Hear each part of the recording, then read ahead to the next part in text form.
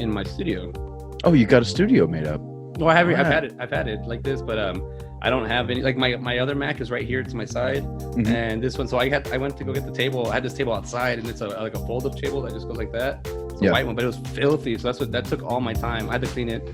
I had to clean it up, and that took all my time. So I was like, okay, let me see if I can fix this.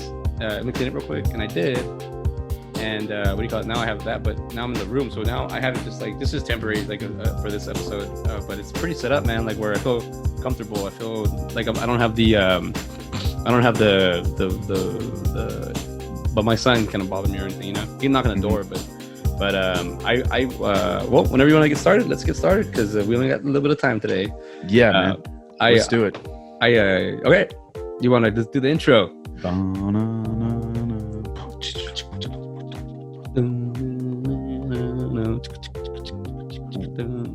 This seems like it's gonna be a natural side by side because it's just one of our favorites. So yeah, dude, I have Happy Gilmore playing right now. Oh, that's something I am gonna have to do. But I did charge my phone. So would you want to start off with Happy Gilmore or Billy Madison? Oh, Billy Madison was first, right? Yeah. Like chronologically, let's do Billy Madison. Yeah, this is a little bit be mad. So hello, welcome to Side by Side. Hello. This is CJ Robles, and this is Ben Garrett, and welcome to our creation, Side by Side movie podcast. We take two movies, talk about them, but they have a common factor, and today's common factor is Adam Sandler. And we're doing quite arguably two of his best movies as far as comedies go, in my humble opinion. There's I think just his start. I'm a little bit unprepared for this one just because I didn't take notes. The way I watched this is hey, don't worry, neither did I. This is the first side by side in a long time that I haven't taken notes. I didn't write physical notes. I was on my phone and I just wrote a couple things down about Happy Gilmore. One that was just kind of goofy. Which I think everybody can kind of guess, but it's a guy named Happy with anger issues. Like, how is that not hilarious? Dude, I got that at the end of when his grandma says, remember, spoilers, when his grandma says, just be happy. And then I was like, it clicked. I was like, well, his name's Happy, and he's all angry. Mm-hmm. So right off the bat, we're going to start jumping to Billy Madison. And I just wanted to say, when I told someone we were doing Side by Side, and this is somebody that they know me, but they don't they know I like movies, but they know movies, but they've seen the movies at least once. And I said, we're doing Adam Sandler, Billy Madison, Happy Gilmore. He goes, isn't it the same guy? I was like, no, it's totally not the same guy. It's not Happy Madison. No, right? It's not. It's that's the production company. That's actually so. Let's jump into Billy Madison. This go around, like I said, I've been watching them a little different. I picked up on. I already know the story so well about Billy Madison that I really got to focus on other parts of it other than just the actual story because I already know the story so well. But I was really trying to remember, when did I get introduced to Adam Sandler, and when was I want to say Billy Madison. I think mine's Happy Gilmore. You think Happy Gilmore? Yeah. Because I know I got to figure out when did my cousin was the one that introduced me to my cousin from West Texas. He was the one that introduced me to Adam Sandler, but not in the sense of like where I remember hearing this. And then I remember, I think I want to make sure I think I heard the stories first. Did you ever hear Adam Sandler's recordings, his audio comedy?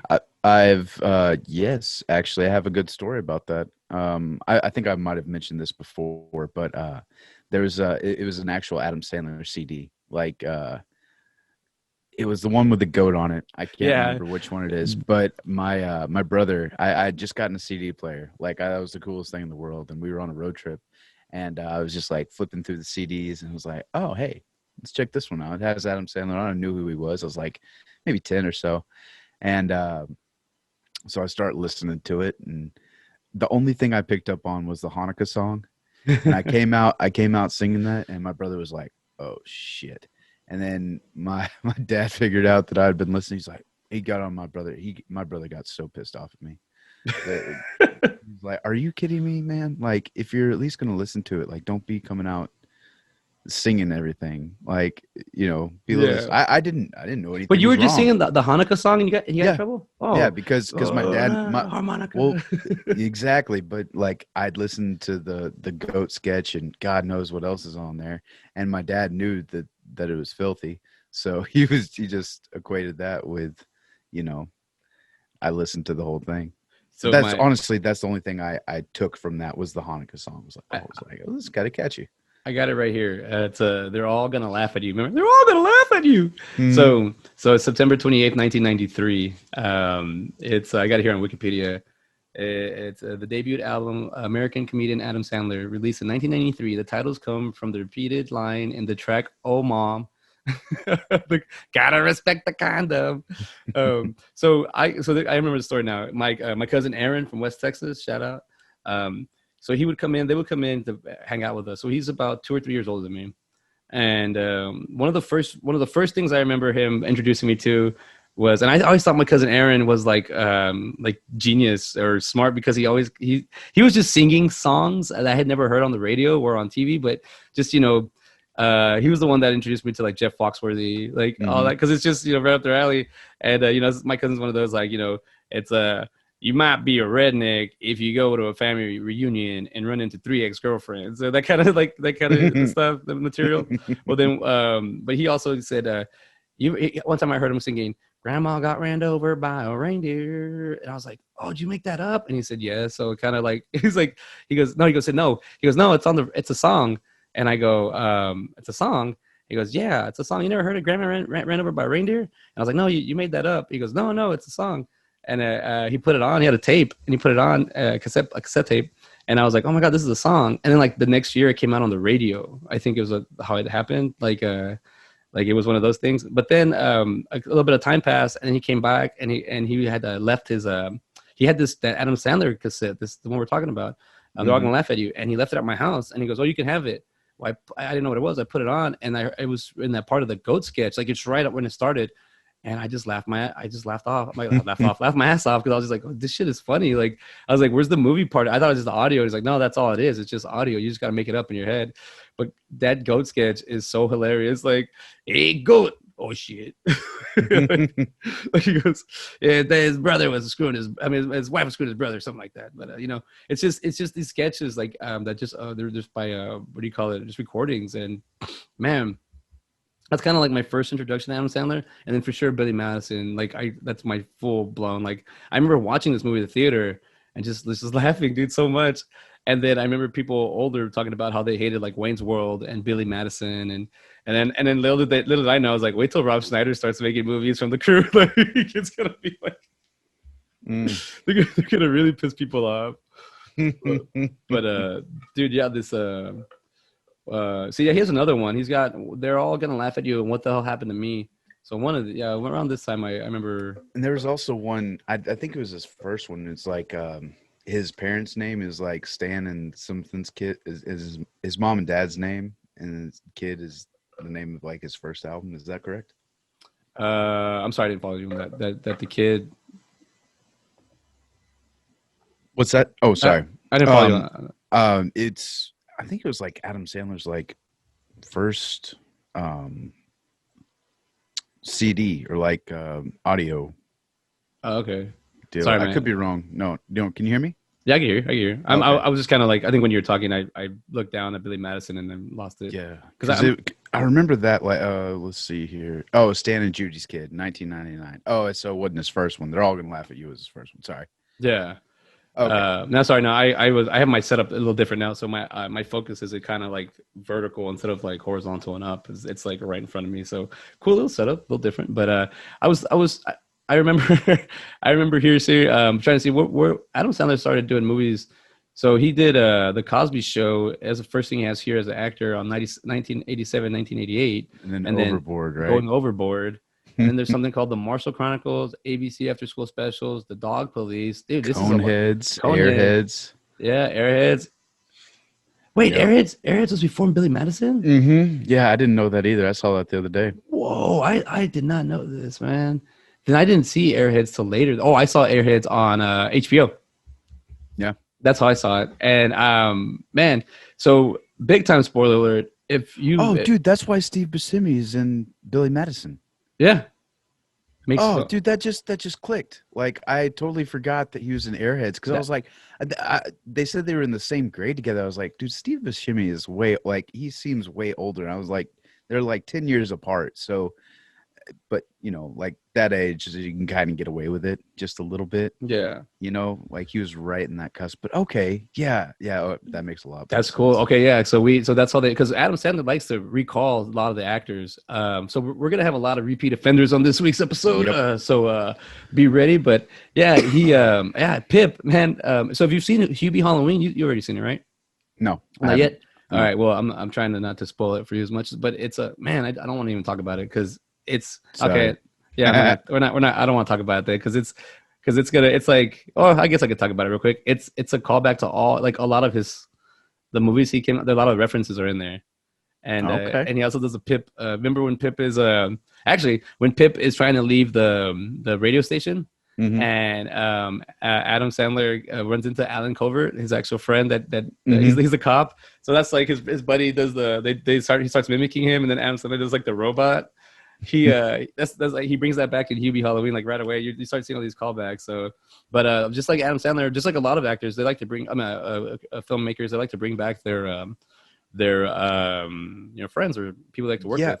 And one thing that, a lot of Adam Sandler movies do is he'll bring in, sportscasters, sports stars. I mean, look at Terry Crews. I don't think it was actually a Happy Madison production that he initially got in on, but I know that he's been in a lot of Adam Sandler movies.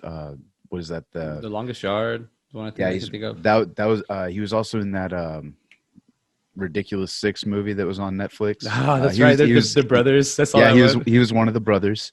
Um, That's not a bad movie, man. That's I that. I enjoyed it. It's not like going to be I wasn't going into it expecting like, oh, this is going to be an Academy Award winning film. No, I just went in it having fun and I enjoyed it. Oh You yeah. know?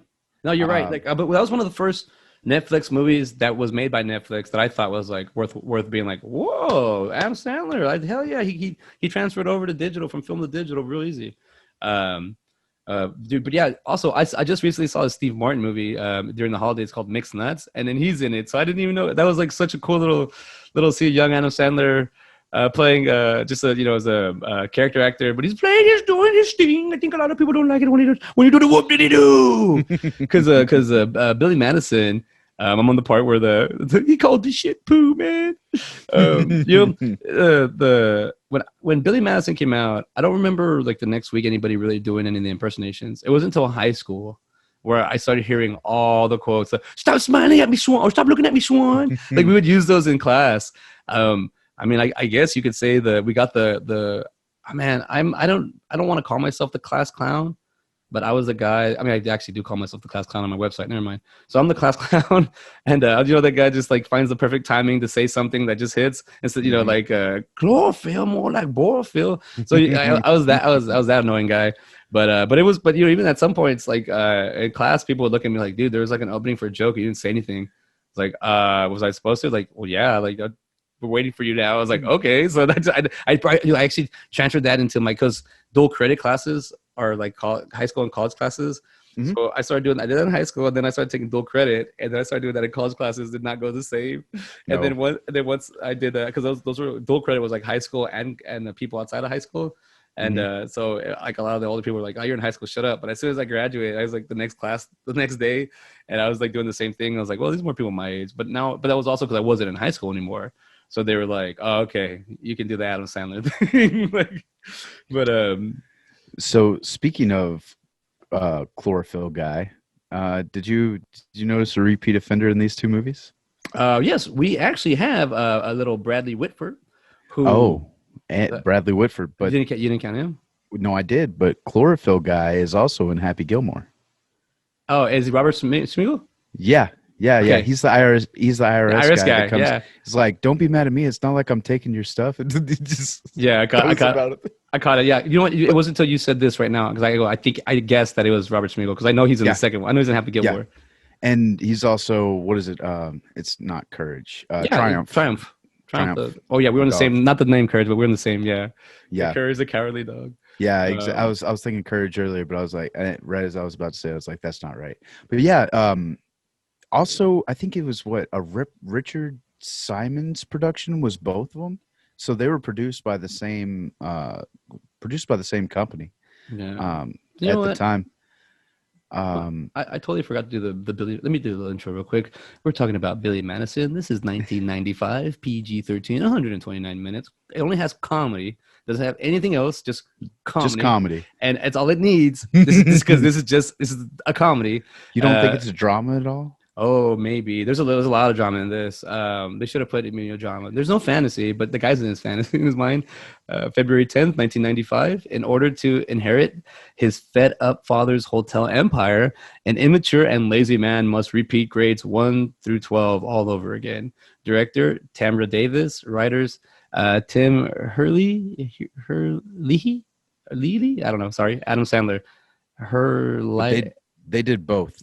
They wrote both of these movies. So this is Billy Madison is not a Happy Madison production, right? No. The first, I was actually looking that up. The first movie that was in the Happy Madison production was Deuce Bigelow, Male Gigolo. Nice. Yeah. Oh, Turkish snow cones all day, baby. Mm-hmm. Dude, man, that's cool. That's the first. So that's basically how Rob Schneider got that movie. Adam Sandler did it, dude. Yep. Take care of your boys, man. Take care of you. So the Tamara Davis, what has she done? I know she's done. So she did Crossroads, Gun Crazy, Half Baked. Dude, this chick gets it. Oh, sorry, it's not chick. She gets it. Yeah. Dude, that's awesome. Let's see here. She's also recently done.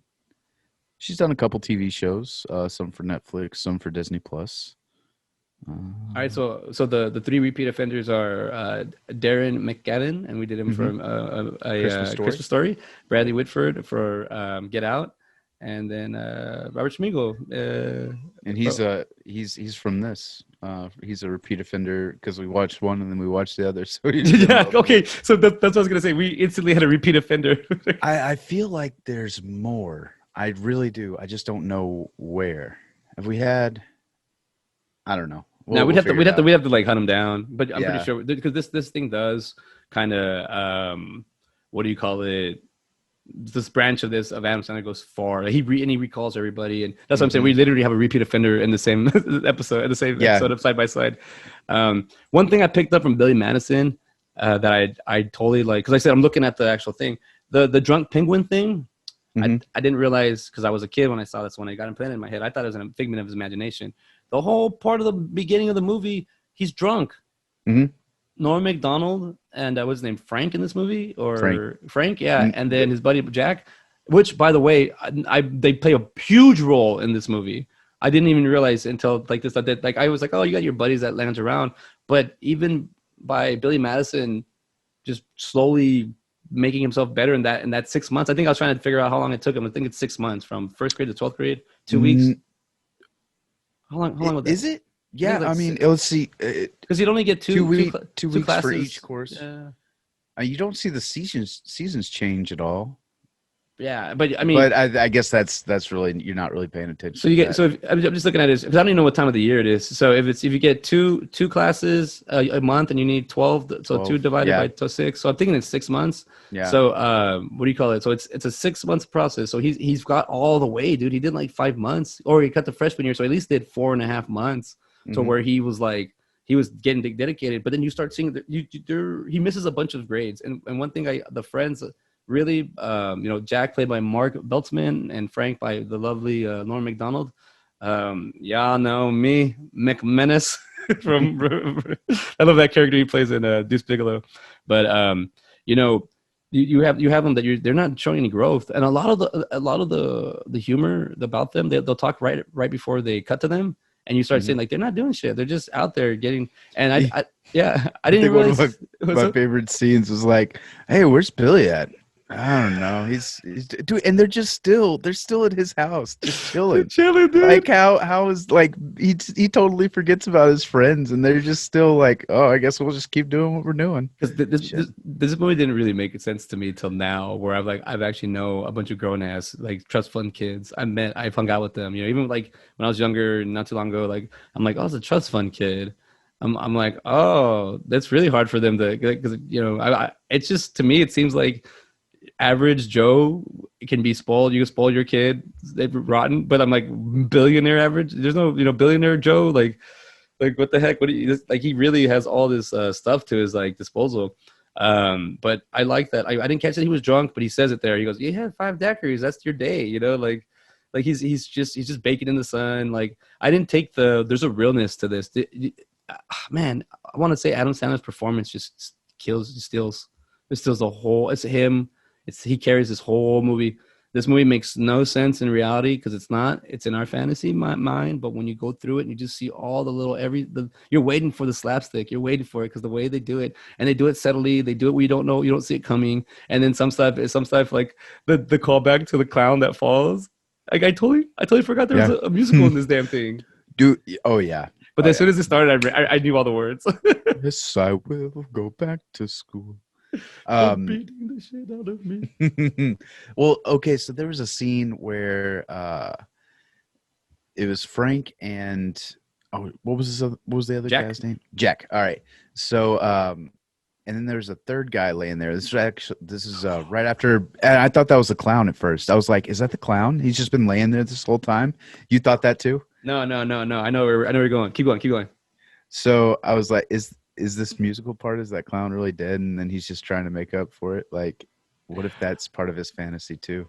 Oh no, no, I'm sorry. I thought you were going with there's an actor. One the Oh, so the scene where right before Veronica Vaughn beats the crap out of Billy Madison, the uh-huh. scene where it shows her legs walking up to him. So you Yeah, see and there's a Frank, third. check the third guy. That's a famous back care actor. I thought you were gonna bring him up. He's been on a lot of things. Like he's been in like Full House. He was like on. Really? Yeah, dude. Oh man, I thought you were gonna pick him up. I was like, oh, No, he caught him. sorry. He's in here. He's just and that's all he is. Like he is a very very famous character biker actor. I've seen him. I think he's also in a. Let's see. Actually, I don't know. I don't want to. I don't want to waste time. We don't have a lot of time to look for that. But when I find it out, I'll put it in the freaking comments. But the whole thing, the whole beginning part, even like I'm right here with the Miss Lippy. Like this is when you start. He's a I guess a man child is what they call a lot of people, or he's like a big guy, big kid. You know, they call me the big kid. My brother does, so I'm like, all right, I like that title. I don't mind it, but like I said, like watching him and seeing him like talk about the puppy who lost his way, and he's like, that kid should have got off his ass and find that. No. And then when Miss Lippy no, he's like, I ride the bus. That's what I I do. think And it's then, time for nap time after or thank you, recess. thank you, Miss Lippy. Like when he's talking to with Scotty's mom, he's like, Hey, but Miss Lippy saved him on that one. Yeah, the dude. mucus queen is yours. Oh yes, Right? Miss Lippy saves him twice. That and then at the competition, at the 10-day competition where the puppy. Everybody. I love that guy's response to he's like, that is the worst answer I have ever heard. I can't do the quote, but I just remember, may God have mercy on your Everyone in soul. this room is a little bit dumber. Stupider. Super, yeah, dumber. He goes, how's he go? But dude, that guy, he's like pan face, and if you just hear the little portions of the puppy lost his way, he's kind of right. The industry, like I was like, okay, let me pay attention. Let me see what he's talking about. And he kind of it makes a little bit of sense, but I mean, he's just kind of bullshitting the Well, answer. was it, yeah, but the question was like, what? Yeah, it had nothing. That's the thing. Like, it made sense what he was talking about. But it had nothing But to it do with was, the question. yeah, it had nothing to do with the question because it was like, how did literature, inspire? Because of the Because novels. yeah, because you have like what is it, The Jungle or some shit like that, written by some guy named Sinclair. I can't remember his first name, but it's talking about the meat packing industry and Mhm. stuff like that. So that's the kind of answer they were looking for. And Uh, I He didn't goes know. and talks about the puppy who loses his way and shit like that. So they want a more formal answer, and he just kind of bullshitted. Well, it's not even a more formal answer. I mean, like I said, he was right. He was comparing modern literature to But industrial, but yeah, they were supposed to. He was supposed to use literature from that time that was making light. I It was get like you. I helping the get industrial revolution. you. Bro, he was supposed to go like archive it from way back in the day. Yeah, yeah. Dude, but I like that because that's it. And then if you look at the, did you ever see the back? It has a bunch of like my cheating, my tramp, the wife, my My trip, cheating, yeah. my spouse, the cheating. Like he has. There's like three of them. I was like, I looked at, I paused it. I was like, oh god, there's more. There's one that when he's talking, you see it real clearly because he talks about it when he talks about the categories. And then, but let's give it up to Bradley Whitford, man. I gotta say that this this movie that montage where they start getting at the end. You Mhm. know, oh man, you see his balls? Yeah, they were weird Oh, looking. they're weird looking. Yeah. See, but I think the way he does like he does the way he plays Eric, the way he even does it because at the end he does the How stupid does he do laugh. that laugh again? But It's he really even good. but he does it. Oh, thank you. He really does it, dude. He really does the laugh. I never caught. I thought the Carl one was the only time he does the laugh, but he actually does the laugh. And can we just acknowledge that, he's obviously the bad guy in this movie, but by no means is he wrong. Yes, Like, he really, and he loses a bet. yeah, he does. And I mean, he's like I said, he's not wrong. Like, I wouldn't want if I had somebody I was working for and their kid acted like that, I wouldn't want their kid to be the boss of me. To be quite frank, I mean, excuse, no pun intended. You know what I'm saying? Like, the other guy, what was his name that he ended up he Carl, crazy Carl. Carl, yeah, exactly. Like, he was fine with it because you know he'd grew. I mean, Billy is a good guy all around, but he's just not responsible, and that's what Eric sees. You know, You, no, no, and keep on going. I completely understand where Eric's coming from. Obviously, he's not a good person. He pulls a gun out at the end because and then he's like, "Oh, I'll Ethics. see you in court" and all this other shit. And he's not a reasonable person, but his logic to, like, no, I don't want this person, over me. And all of his employees too, like, they bring that up numerous times, like, do you want the 61,000 employees That's right. to, That's a lot. you know it is, and it's a big responsibility. So I do get where his character is coming from. Now, it was malicious the way he was wanting to go about it. I think he should have chosen Carl over Eric any day. Carl Would you feels, do you think? What do you mean? The dad chose yeah, Carl? yeah, yeah, oh yeah. The only thing I realized that he doesn't go with Carl. This is my opinion on it. Is that one, he's older, Hmm. and two, that Eric has that young driven thing to him. So you can kind of see that the business will be like could go somewhere else. But that's It'll be run like a business, but it wouldn't have that family. I don't know. Is it a You know, family? you Is it a Yeah, oh family? yeah, Is it yeah, because yeah, yeah. his dad doesn't really like. I mean, he let his kid. He paid for his kid to graduate elementary school. He paid for his kid to like. And granted, you're right. You don't know what. Okay, you're right. You're absolutely right. Because what does a millionaire? How he can't relate. He can't. He's so far up here. He can't really get the back down there. So what does he do? He just buys it through. So Hmm. parenting. He's talking about parenting. There Yeah. is one thing I got years later that I never got till I saw it when I was older, and it's a part where they do the competition, or I think it's right before the competition, and the dad's look out the window and he goes, "Billy, what the hell is it you're looking for?" Or I hope he does. You find what you're looking for. That's the first thing I said. Like, oh, his dad is a supporter. Yeah. He just And here's another kind of crucial question. Obviously, his mother died at some point in his life. So when did that happen? yes, You know, if it happened whenever he was in grade school and stuff like that, that could also be another catalyst on why his dad was wanting to, like, oh, okay, well, if we just get him through this, then he'll start to true, really, true, dude. like, and he even said that, he's like, oh, I figured if you got good grades in high school, then you would get in a good college and straighten up. And yeah, it tracks. Like, you want your kids to have the best, and you want them to succeed and do all that. And if you have the means, yeah, you're going to use them. I mean, that's anybody. Look at who is it? Lori McLaughlin. Yeah, She's it literally happens. And God knows if she was trying to do that in college, she might have been doing that in in high Yeah. school and everything else. Um, I mean, that topic is basically just a status thing. I believe that they just wanted to show off that their kids can get into college too, just like every other ones. And I think yeah, that's what you got caught. yeah, Yeah, I mean, that's a good point, dude. I went like that because I was like, dude, you're peeling the onion layers of Billy Madison that should not exist, but they're there because guess what? yeah. He's on it. Let's see, That Veronica Vaughn. she's one great piece of. And by the way, I'm gonna say that we know that the fruit doesn't fall too far from the tree, and this is the first I put side by side. I mean, I put Billy Madison on. I put it on in the living room, Hmm. and I was letting little Maxwell run around, do whatever he wanted. He's playing with Play-Doh, and then he stopped, and it was the scene, the dinner scene in the beginning. Bro, those stop smiling at me, stop looking at me, Swan, and then goes into the dinner scene. Maxwell stopped and looked, and he just started laughing. He just started laughing at Adam Sandler. I was like, "Oh, this is awesome." But I mean that tracks because dude, he's not really.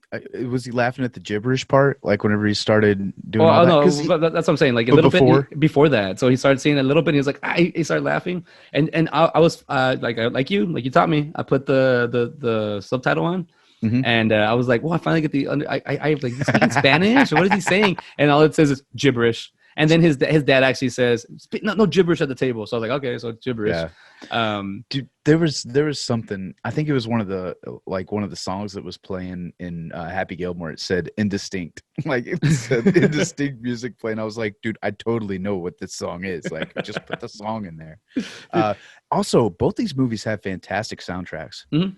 Um, I think did Universal put out both of them?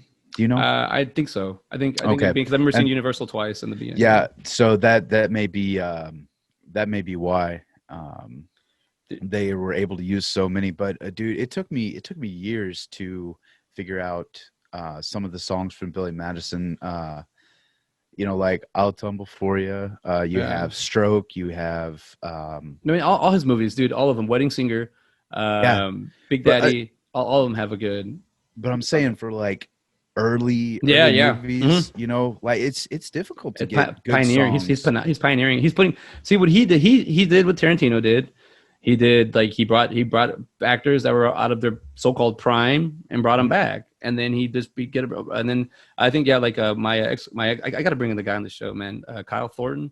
mhm. He knows so much about stuff. Like he always put me to shame. Like I always hated talking about movie trivia around him because I'm like, I think it's like this. He's like, no, it's exactly like this. I was like, all right, it's like that. Like I'm in the ballpark, but I'm not the right inning, so he gets upset with me.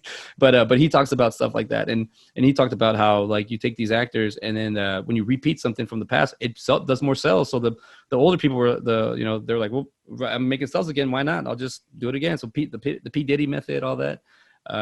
Another thing I did want to say about my son is he did see another part of this movie, which I just was like, really, dude? And he like when he saw Chris Farley in the bus, he stopped. He saw Farley.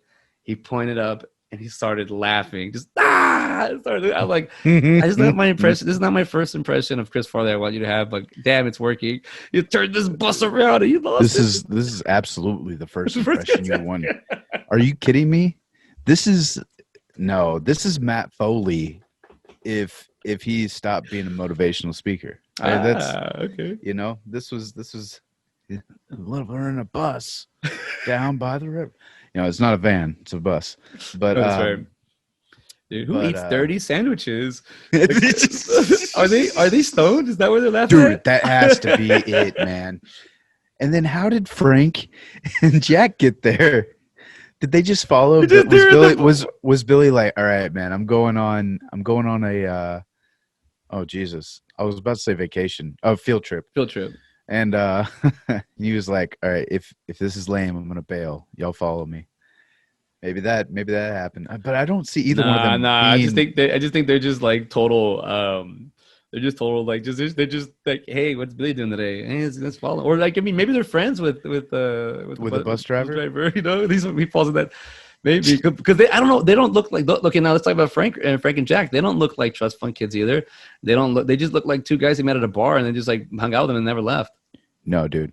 He met those guys in high school for sure. Oh yeah. Oh, that's true. There is high school, but okay. So there are other trust fund kids. That's no. I'm saying these are friends from high school that may not have been trust fund kids, because this doesn't feel like a really rich community, you know? Yeah, you're Oh, right. you know what I'm saying? Like, it doesn't seem as wealthy as, you know, this is like the rich guy in town, and we all have those, you know. Like I went to high school with a girl who, you know, she didn't know her dad was that rich, and then we were in geography class, and my my teacher said, "All right, so this plot of land right here where Lowe's is, this is worth like $2 million," and she was like, "My dad owns that," and then she just like started to, you know, He kind clicked of, in. She's yeah, like, it clicked in, and like she was I a don't need to freshman in high work. school, What? yeah.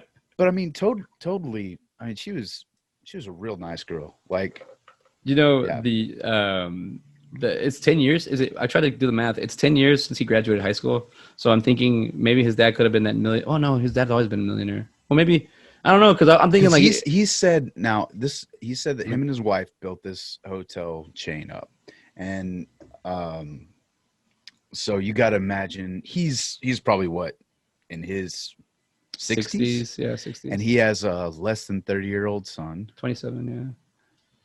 So I'm thinking So my whole thing is my thing is would a millionaire put his kid in public school? But then this is in early 90s, so I don't think, okay, so let's just, we'll reset it. Okay, so let's see here. How we'll just do a,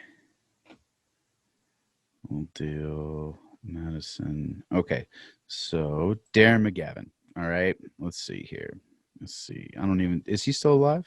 no, remember? No, he died Yeah, in, yeah. okay, so he was born in 1922. So in 94, he would have been like almost 70. So we'll just go by his age in that movie. Um, is around 70. We'll say he's 70 in Billy Madison.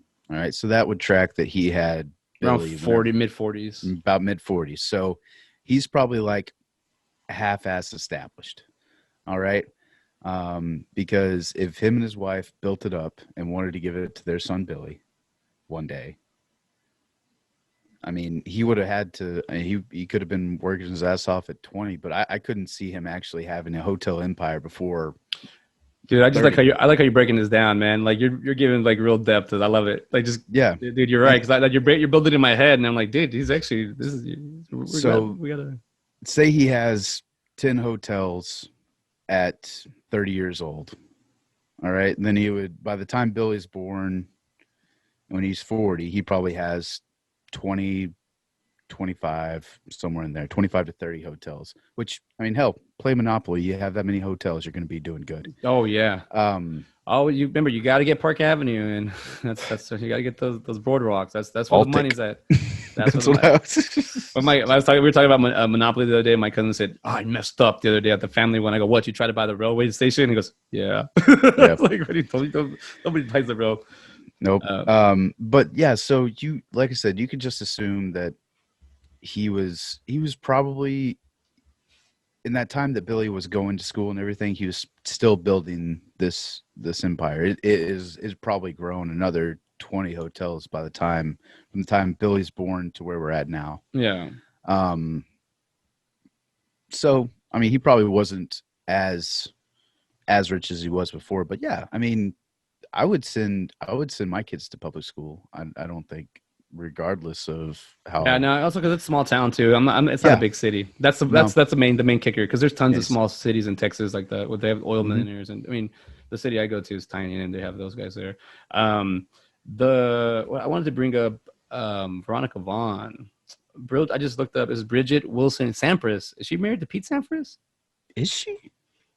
Probably. That's Is it like a dash? mhm. Probably. Yeah, Wilson dash Sampras. Sampras. I don't know. I don't know who that is.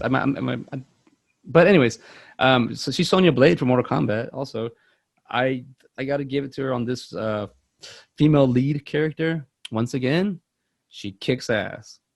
Veronica Vaughn.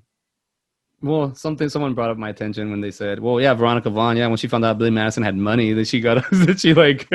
I was like, "No, she's a badass, dude. She steps No, up to him. She said something about the milk. She's always pushing him, and this is why they said the friends were so good because they don't have that force to push them. If they find it, maybe, or maybe they use each other, but Billy has this external force that's driving him outside of this internal everything. Other than actually winning the bet, he has an extra additional boost with Veronica Vaughn. You even see it with Chris Farley takes his shirt off. That's correct, and he pulls his shirt off. You see it there with Farley, like that. You see that he's still going through the practices, even if it's not with her. Like he's taking it serious, and you start seeing the growth. And I'm at that part. Oh, yo, Billy, I just thought of something. Oh, where's Billy at? You're right. They Norm Macdonald and Mark what's his name, Beltzman. They make a good combo. But I like the fact that he gets stuck in third grade. I felt like that because first and second grade were kind of breezes. I can remember all the way back then. They were kind of breezy. They were kind of cool. But then third grade was when I realized that's like, the geometry or algebra got introduced. And it's like, okay, third grade's a little bit serious. Multiplications. Multiplications. That's what it is. And then in third grade, and then in fourth grade, I remember being like, man, fourth grade really sucks. But I didn't realize on the notes that he was writing when Billy was in fourth grade, he writes, I miss my friends. I miss third grade. Like, he's like a little kid again. Like he's back. Yeah. No. Dude, I love that first scene whenever he's in first grade. He's like, geography, multiplication. This is going to be hard. And that kid just is like. And then turns around to Ernie. And Ernie does a really good job. Let's see. I don't know who the actor is. It's like he doesn't even see Billy as an adult. Like he literally sees him as a kid. Yeah, his name's Jared Cook, like the tight end receiver for the New England Saints. Jared Cook. I totally know what you're talking about. Yeah, he. Hey, I know my Mandalorian references. Not now, but let's just say someone. No, well, I guess maybe I should watch sports now since you're doing that. Someone's. Oh no, we'll talk about it later. I'm just gonna say that I know 90% of Star Wars, so it was real easy for me to just sit there and be like, enjoy. And so, hey, I sent you that photo of where the photo. Did you get that photo? Did you get it? The video? No, the other one. Oh, I sent you the video. I was supposed to send you the photo first. The one I sent you yesterday. The one I sent on my run. Oh yeah. That's the Star Trek. Star Trek one, yeah. But then I was like, look, I'm watching Mandalorian too. But it goes back to Ernie is a good best friend, man. Good wingman. He reminds me of I had an elementary best friend from first grade to fifth grade. Give him a shout out. I haven't heard from him in years. I should have checked up on him a long time ago, but his name's Braden Greer. Throwing a shout out to my boy. I had him. We had every class together. He tended to go a little bit more. I'm not trying to say look goth. And when we got in high school, where I kind of went like the jock thespian guy. But he had an older brother, and I believe his older brother's name was Tommy. They were Jehovah's Witnesses, so I was always like, you don't got to sit up for the Pledge of Allegiance? I don't want to sit up for the Pledge of Allegiance. And he's like, my religion. And then he goes, yeah, but I don't get gifts during Christmas. I was like, oh, shit. So he told me in first grade, he told me that. And then his brother, I think it's Tommy, he was like in sixth grade. So his brother was the one that let us watch The Good Son. Remember that one with Macaulay Culkin and Elijah Wood? Yeah, dude. I remember I was like, this is insane. Like watching that movie at a very young age, and then watching this movie at a very young age, and being like, hey, I had a Ernie best friend too. But him and my other boy, Jonathan Hall and Joseph Darton, were all kind of like a little clique. Or I was there were my neighborhood kids, and then Brandon Greer was my elementary school friend, so I just kind of hung out with them. But yeah, dude, the whole Ernie character, the pee in your pants. Like that's that pee in your pants is cool. Then consider me Miles Davis. That's disgusting. And then Chris Farley is picking up looking at the kids and going, "What the hell?" Like all piss states. I know who stole all of them damn lunches. It was that damn Sasquatch. Dude, is anybody listening to me? She's like being serious. Yeah. This whole movie, like from the go, I just loved it. So I put it on last night around 8:30, and then I had to put the little boy to bed, and I fell asleep with him. I've had about 20 minutes left, but I fell asleep with him, and then I woke up and I was just like, I was in his bed, and I was like, damn it, I got to get back to watch the movies because we're gonna do an early podcast. I knew I was gonna do this. I knew I was gonna wake up, watch Happy Gilmore, and then go on the podcast, but I didn't realize I was gonna wake up at 2 and be like, damn it. So I watched the end of Billy Madison, and then I jumped in to Happy Gilmore. So I watched it like at 2:30 in the morning. And Happy Gilmore, like from I'm saying is watching the end of Billy Madison and then watching Happy Gilmore did not feel like 2 hours or 2.5 hours, whatever it was. It just felt like 5 minutes. Yeah, dude. Well, you know what's funny is I was actually gonna kind of say the opposite. These felt longer than an hour and a half movies. I Oh, think I get what it's, you're saying. you know what I'm saying? Like, Yeah. I agree. I don't think it would feel like I took up that much time if I watched them back to back. Like, it wouldn't feel like 3 hours. But watching these movies just, you know, by themselves, I was like, this feels kind of like a 2 hour movie. Like it has enough jokes and stuff like that. And that may be what it is. It's just like since it's so quotable, So you much know, joy, you so much just memory in this. it's This so you can, yep. dude. All right, let's practice this real quick. Let's see. Let me see. Let me see. Let's see. Let's see. Let's see. Damn, I can't think of one. I was gonna say a quote and see how you could quote it so fast, but you got a quote I can quote right back to you because it's like we've been doing it kind of with the. We haven't been doing quotes, but we've been doing just kind of the We scenes. that old woman, we could do her entire deal. Yeah. Um, Um, what do you call it? But you're right. This movie is packed with just comedy, and I feel mhm. like that's enough. I mean, that's all you need. A 90-minute movie that feels 3 hours. This feels like an Avengers movie without the time frame of it. Yeah, yeah, Um, yeah. so much information. So many. There's no throwaway scenes. There's no like reason for like randomness. Continuity is good. The flow's easy. The idea is ridiculous, but it's also not too far fetched. A millionaire could probably get away with Yeah. this. You know what's funny? Whenever you just asked me to do quotes, a lot of the quotes that you remember from these movies too are just like kind of one-liners like, man, I'm Yeah, glad I called that guy. dude. And you know, stuff like that. So it's kind of hard to just like go back and forth. The only one that I can think of that you can kind of go back and forth with is like that Veronica Vaughn, you know? And it's No, like, she's not. No, yeah, dude, we do yeah, that. We do that all the time, yeah, man. exactly, You man. said any hot girl in your class that you couldn't get. That's what you say. No, you didn't. Well, you can imagine. Yeah, it's like he No, just okay. like pats him on the You're shoulder, right. like, But it brings you to a scene. I like that. It brings yeah. it carries you to a scene. Let's see. I'm going to underline. So yeah, we have Carl Alphonse is Larry Henkin. He plays Carl, the crazy Carl. Hmm. His he has like a nice like there's like a good and bad to the business because even the question that stumps Eric is business ethics. And that's Hmm. basically just saying like if someone's in your hotel and someone slips and breaks their leg, do you turn a blind eye? What do you do? Do you pay the hospital? And Eric would probably be like, you were never in my hotel. Like Yeah. like stuff like that. Like that's kind of shows you that the good dynamic. There are a lot of those scenes in this movie that what's up? I love the way he's like business ethics. And he's just like he's looking around. So I'm telling you, his Shakespeare, What was even that question that he asked him about business ethics? Oh Oh, no, and then whenever you mentioned Shakespeare, I remember it reminded me of the cooking class, and then and he's just like completely on fire, like, oh my that shit's god, funny, dude. yes. Like that part, he just keeps going with it.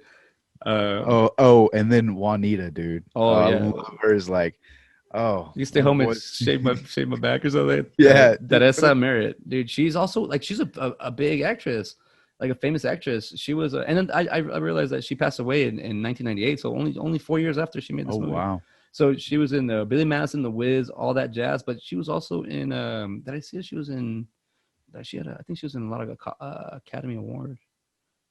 Let me see. I thought she was in. No, I'm off. Wrong person. Damn, Larry Hankin is 80. I'm still going, man.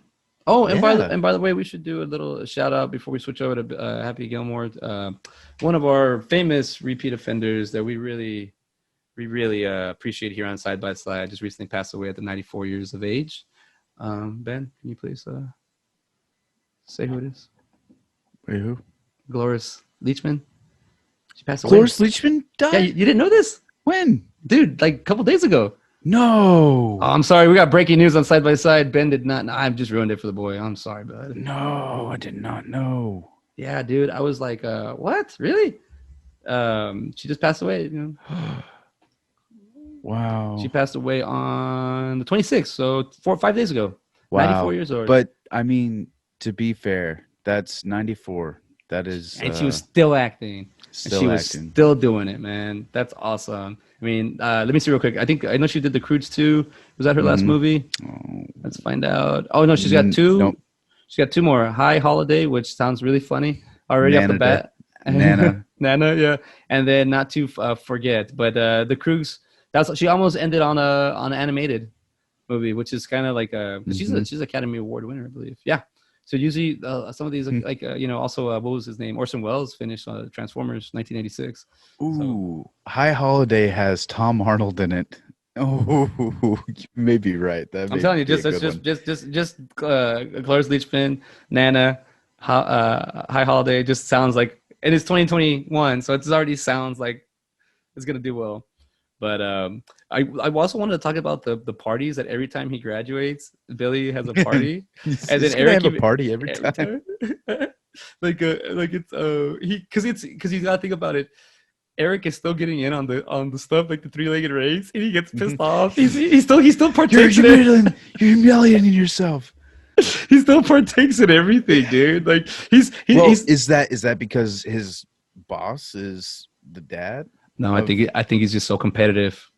I think he's just super competitive guy, business. Like, nah, dude, I think that's Maybe. what it is. I think But he's why is he there anyway? oh no, dude, think about it. He's also looking. That's where he finds Max, which is remember we find that's a very common movie name. Oh, That's where he finds Max to turn on. So I think he's looking for something because the stupid janitor. I didn't understand that when I was younger.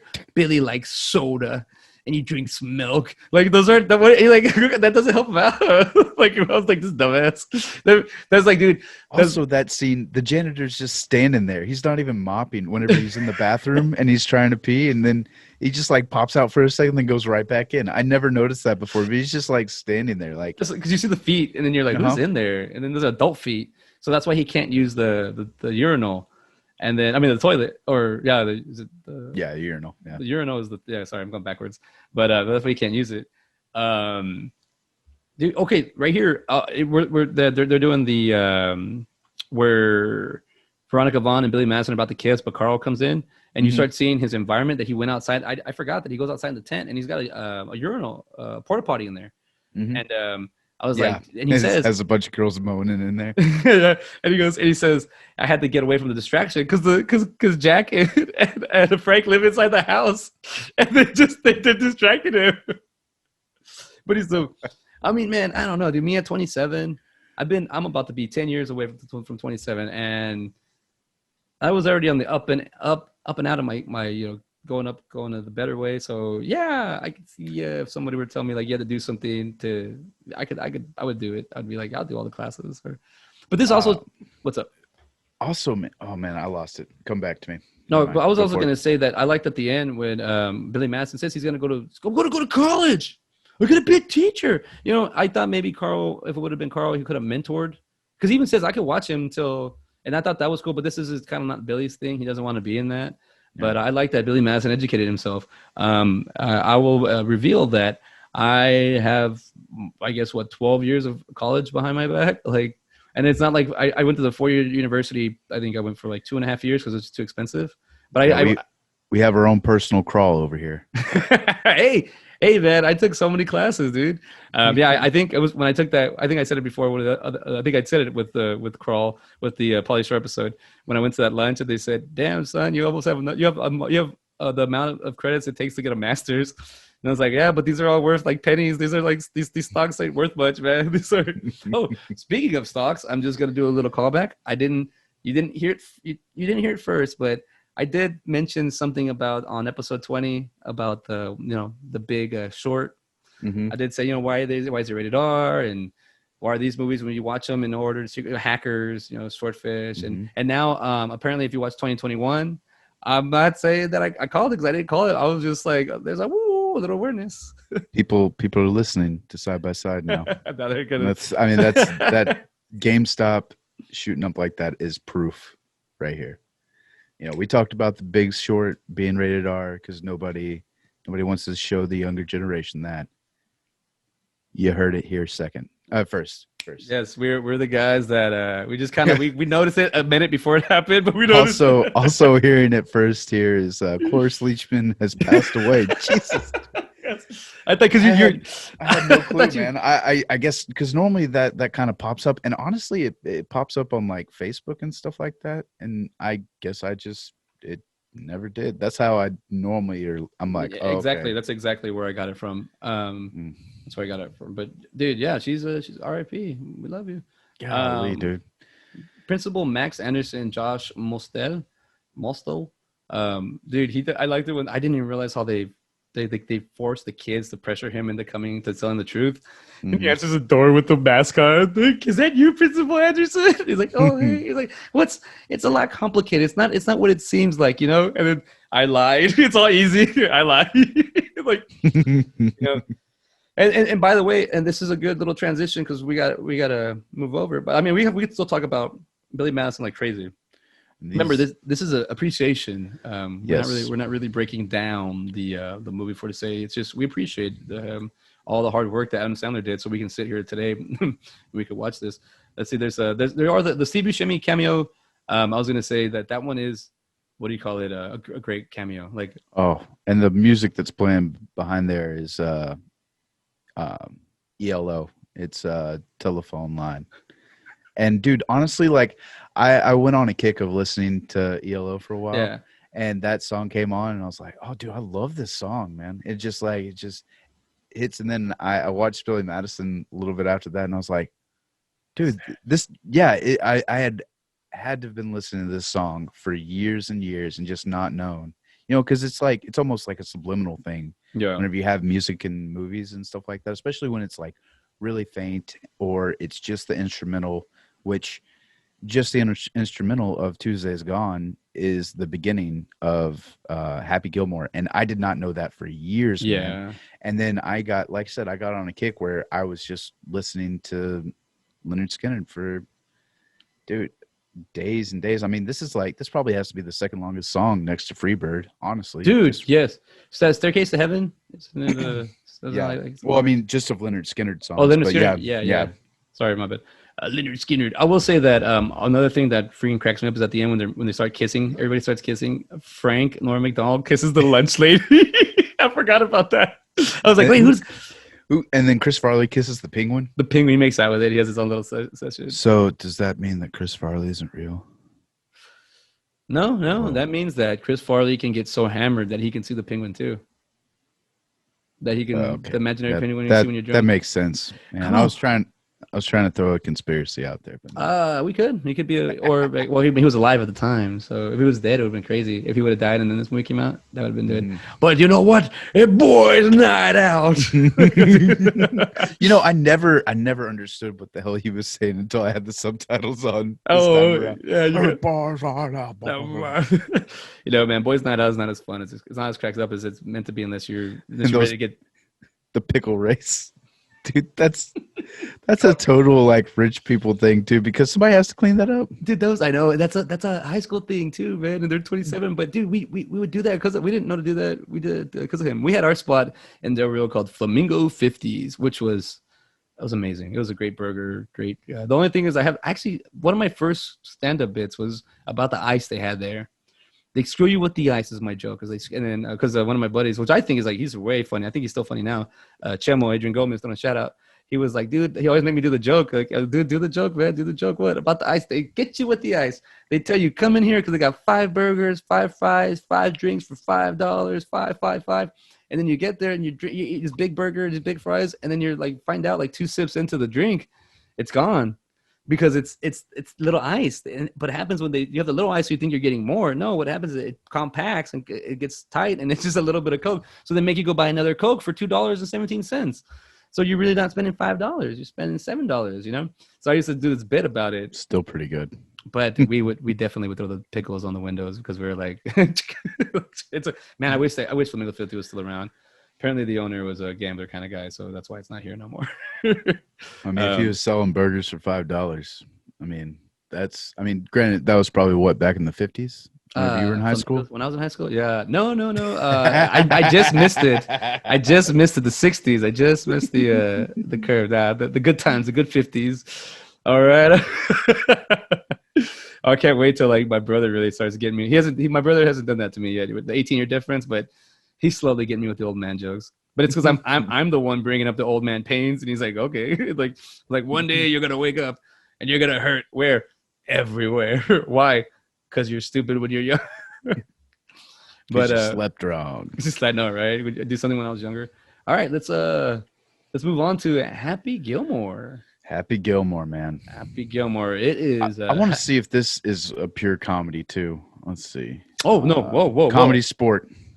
Happy Gilmore, 1996, PG-13, 132 minutes, comedy sport, February 16th, 1996. All right, dude. I don't know if this is doing this on your IMDb as well, but why is right next to the poster for Happy Gilmore a Billy Madison? Like, does it have the video of Billy Madison like making the No, fart noise? because oh yeah, yeah, it is. It is. I have that. And because I'm wearing a Coca-Cola shirt, it has a. I haven't. We haven't said Coca-Cola this whole time. Hmm. Because I'm wearing a Coca, it has all these Coca-Cola ads on the side of my. Really? How do you just look at me and you don't? Mine says "Say hi to our vegetarian vitamins," Ah, and your beard's giving it. That's what they're picking up on. That's a veggie beard. maybe, That's a veggie maybe, beard. uh, maybe. I mean, mine also here says get 25% off your next flashlight purchase. So I'm like, oh, okay, that's a You said flashlight, right? flashlight. Yeah, my flashlight With purchase. an A. I just want to clarify that because I don't want you. I wish we had subtitles. That's why I had to clarify. What did he do? I did. Who to see tomorrow? You know, he actually on that part he says words. A rejected hockey player puts his skills to the golf course to save his grandmother's house. Director is Dennis Dugan. Once again, I guess you're right. I think we brought this up a while back. That Tim. Oh no, this is Hubie Halloween. The Tim Hurley. I can't say that word. Hurley. Adam Sandler. They wrote this movie. So I think he wrote all of them. Him and Adam Sandler wrote most of all his movies together. I do want to say I think Dennis Dugan is actually in the movie. He is. He's Doug. He's like the guy doing the tour. Doug Thomas, yes, Thompson, yeah, Yeah. that's him. Wow, I did not realize that. And he is let's see. He's Well, an because actor. I was reading the names out loud, and I read the director, and then at the very end it says his name again, and I was like, wait, is that the same guy? That's a very unique name in Yeah. the same movie. And he is also a big Happy Madison director too. I now pronounce you Chuck and Larry. You don't Nice. mess with the Zohan. Ooh, Grown I love- ups, just go with it. Jack and Jill, grown ups too. I mean, he's Saving Silverman. That's not Happy Madison. Yeah. Jack Black. He directed Big Daddy, Beverly Hills Ninja, and Happy Love Gilmore. it. Love it. And that kind of tracks because, like you said, Adam Sandler really has a tight knit group that he has go to people. And Dennis Dugan is one of those guys. Actually, you know what's funny is I have it pulled up here on Wikipedia. Casting that Christopher McDonald declined the role of Shooter McGavin twice because he was tired of playing villains and wanted to spend more time with his family. Kevin Costner was approached but turned it down because he was in Tin Damn. Cup. And then there was something about Dugan as well. Where was it? I mean, the thing I like about with Adam Sandler's movies, he gets the authentic characters to play the people, and there's some the reason there's some shot angles they use where there's the part where Shooter's talking about like getting his shirt, and Adam shows, Happy Gilmore shows up, and he's like, "Where's yours at?" Shooter's like, "Oh, get my few months away." Like those golfers that are there, I know they're professional golfers. I just don't watch golf, so I know. Yeah. I just don't know the There references. there's one pro golfer, Mark Lai, who is a consultant on the script, and they changed the script like 4 or 5 times because they were going to use the PGA Tour, but he was like, "Don't do that. You're going to be mocking these people," and I guess they don't have a sense of humor. Golf people don't. I don't know, man. I put that golf. Yeah, you're right. I don't know about Yeah. golf people. I go to some people's houses where their dads have golf in the background, or they do, and I'm like, why the, dude? I can barely get through. I love baseball. I love watching baseball live, but watching baseball in real life, I mean, on TV, it's hard for me. And they don't know you're watching golf. Golf is horrible in real life too, unless you're playing it, dude. Like, and I think the. Oh, so cool story. I actually saw Bill Murray at a golf tournament probably about 3 or 4 years ago. My brother-in-law won a raffle and got to play in a pro-am, and so I went to go see that. And Bill Murray, it was like the last hole, and he takes his golf ball after he picks it up, and you know like how people like lob a ball, dude literally chunks it. Like he throws it so hard it bounces off the back of this you know, wooden deal, and like if it had hit somebody, it would have hurt him. Like Uh, he threw it that hard.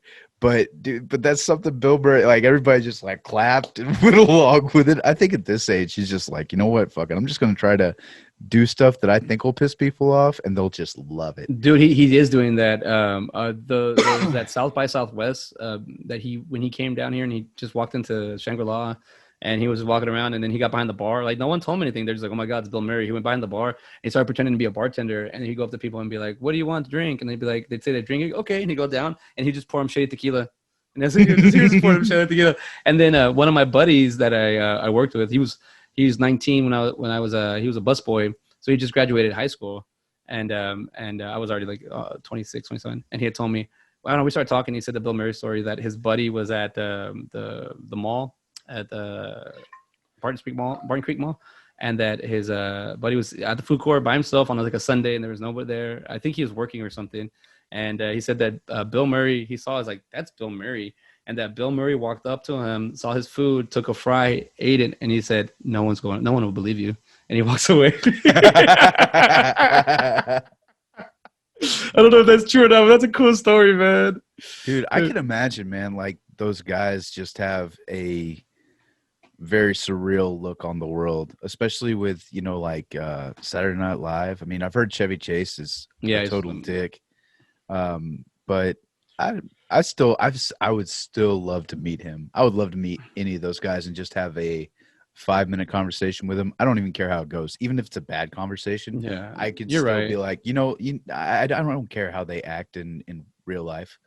They do well on TV and movies, and you know Well, to an extent, that's yeah, I'll say like that. Like, unless they were just like honestly, even if they told me to piss off, like I wouldn't be mad about it. Like I would still enjoy their work.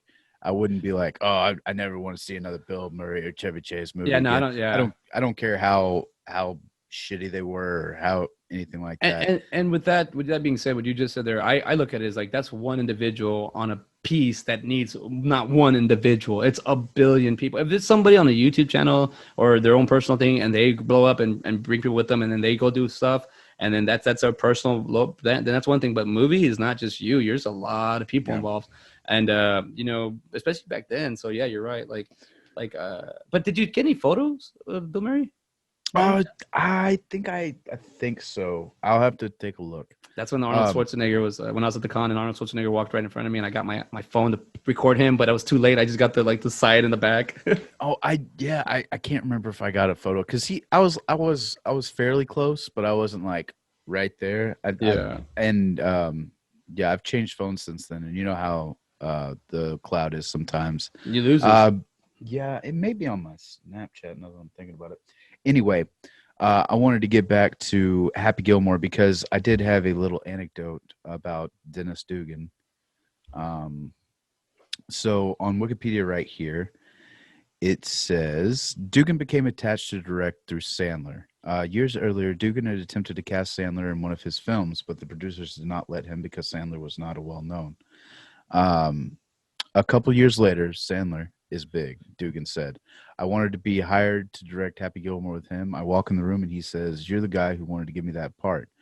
I don't need to know anything else. I want to work with you." And that was like that's how he got to direct Happy Gilmore. So it makes sense, man. I mean, Adam Sandler sounds like he's very, very generous guy, and that's why people want to keep coming and working with him. And you know, not to say that recent Adam Sandler movies are bad or anything like that, but they aren't the same as these two movies. These two movies are just like at right as he was kind of getting big, he was just off of SNL and everything like that. And it's just he was riding that wave, man. And these two movies were back to back hits. I mean, what, 94, 96 is Yeah, when they were made? but I think what Sandler's career is, and what I'm noticing right now, and what he did something that I'm like, okay, this is why he sticks in your brain and my brain so much.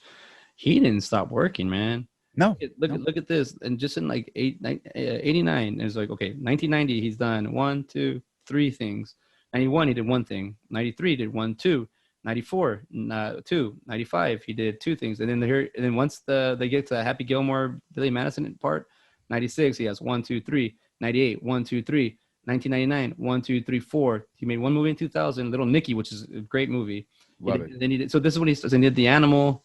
Then he did little cameos, and then all of a sudden he does in 2002, one, two, three, four, five movies. 2003, one, two, three, four, five movies. 2004, two. So what I'm trying to say is there's a pattern here that he just what he just started hitting the flood market a whole lot. I completely forgot about in the beginning of Happy Gilmore when he talks about the jobs he's had with the cone and the flashlight and that's the shit that you just love. Whenever he's the security guard and that guard knocks it out of his. Or the gas attendant, he pulls the hose. Like that's this thing. Like could you imagine showing this to your son and he sees that part? It's like, what's a gas attendant? You know? I don't know. Yeah, you're right. A job that doesn't exist only in New Jersey. Or Oregon, I believe. And then speaking of New Jersey, I kind of feel like Kevin Smith and Adam Sandler are of the same mold just a bit because both of them just keep working. I mean, they go through, man. It doesn't matter if somebody's like, oh, I don't like that movie. They're still going to make movies and still do what they enjoy. Well, the filmmakers, yeah. Exactly, man. And that's what that's why I got to give credit to Adam Sandler and Kevin Smith. I mean, they persevere. They don't give a shit what critics think, and that's how it should be, man. Well, they are just there to produce something. They want to have a good time with their friends. I've seen, I can't remember where I saw it, but like whenever Adam Sandler was doing like Just Go With It and all this other stuff, like, and he asked Jennifer Aniston to be on there. It's like, well, you're pretty much just going to be taking a vacation to Hawaii or vacation to Africa and stuff like that. And they go to different places and they get to experience this stuff. And he takes his family with him. His wife is involved with all of his movies. Like, it's a very cool thing that he does. You know, it's like I said, he's not looking for critical or commercial success. I don't feel like that's his goal with Happy Madison Productions. He's putting out movies that he likes, that he wants people to see. And like I said, he does it with his friends. I mean, what is it? Alan Corvette or Corvette? I don't think it's Corvette. Covert. He's I couldn't even think of an Adam Sandler movie that he wasn't in, especially in the early days, man. Like, hell, I guess Billy Madison, he wasn't in that one, but Happy Gilmore on. I mean, after I think when Grandma's Boys came out, I was like, yeah, he's part of the Happy Madison, and I kept going back to see what movies he was in, and then I got to it at Happy Gilmore, and I was like, he's not in, and I realized he's the homeless guy. He didn't say anything. Yeah. I'll say that with what do you call it? With him, yeah, like that's cool, man. You have your best friend. I was just reading right here on the bottom of Wikipedia. What's up? I was watching Big Daddy the other day, and I forgot him and Dante were gay in that one. They were together. Yeah. It was just like it was just like before. Now they just they kiss, like, you know. What do you call it? I was gonna say, yeah, that Dante. I can't. I think that's his name in real life. Is Dante? Yeah, Dante. That's his real name. Or his last name or something. When he's in Little Nicky, how's he doing? How's he doing? That voice that he has. He's on Cameo. I kind of want to get Cameo from him. What do you call it? The whole thing. I mean, even so, you brought up something about Billy Madison, that the mom's not around, and the mom's not around in Happy Gilmore, but you see her because there's dad's all connected. He's all. She's in Egypt at So at least we know that there's a mom and she left. So either way, Billy Madison, which kind of makes you think, like, why didn't she come back? No, she didn't want to be here. She was done. And this is this is like in the 60s, no, the 70s, like when this happened. Yeah, but still, I mean, her son's just left alone after. It's the 60s, dude. Like 70s, like when he was that was, you couldn't, like, if she wanted. But she left because of the dad. She didn't leave. Well, I don't think she left because of Happy. I don't know. I don't want to get too deep into this part. We're getting deep into it, man. No, I mean, it serves as a good. Well, the reason I don't want to get too deep into that is because I'm like, we only got a little bit of time. But it's like no, I mean, I'm just saying that we're picking up on the no mother. Well, I never thought about that. Like, both his characters don't have a mother to fall back on, because it's just he has his dad, and his dad, he kills his dad in this one, and then How he like the why, who thinks of that? He sleeps with the old lady, like the old Asian lady. He's Want to feel you all over. Oh, till the night closes.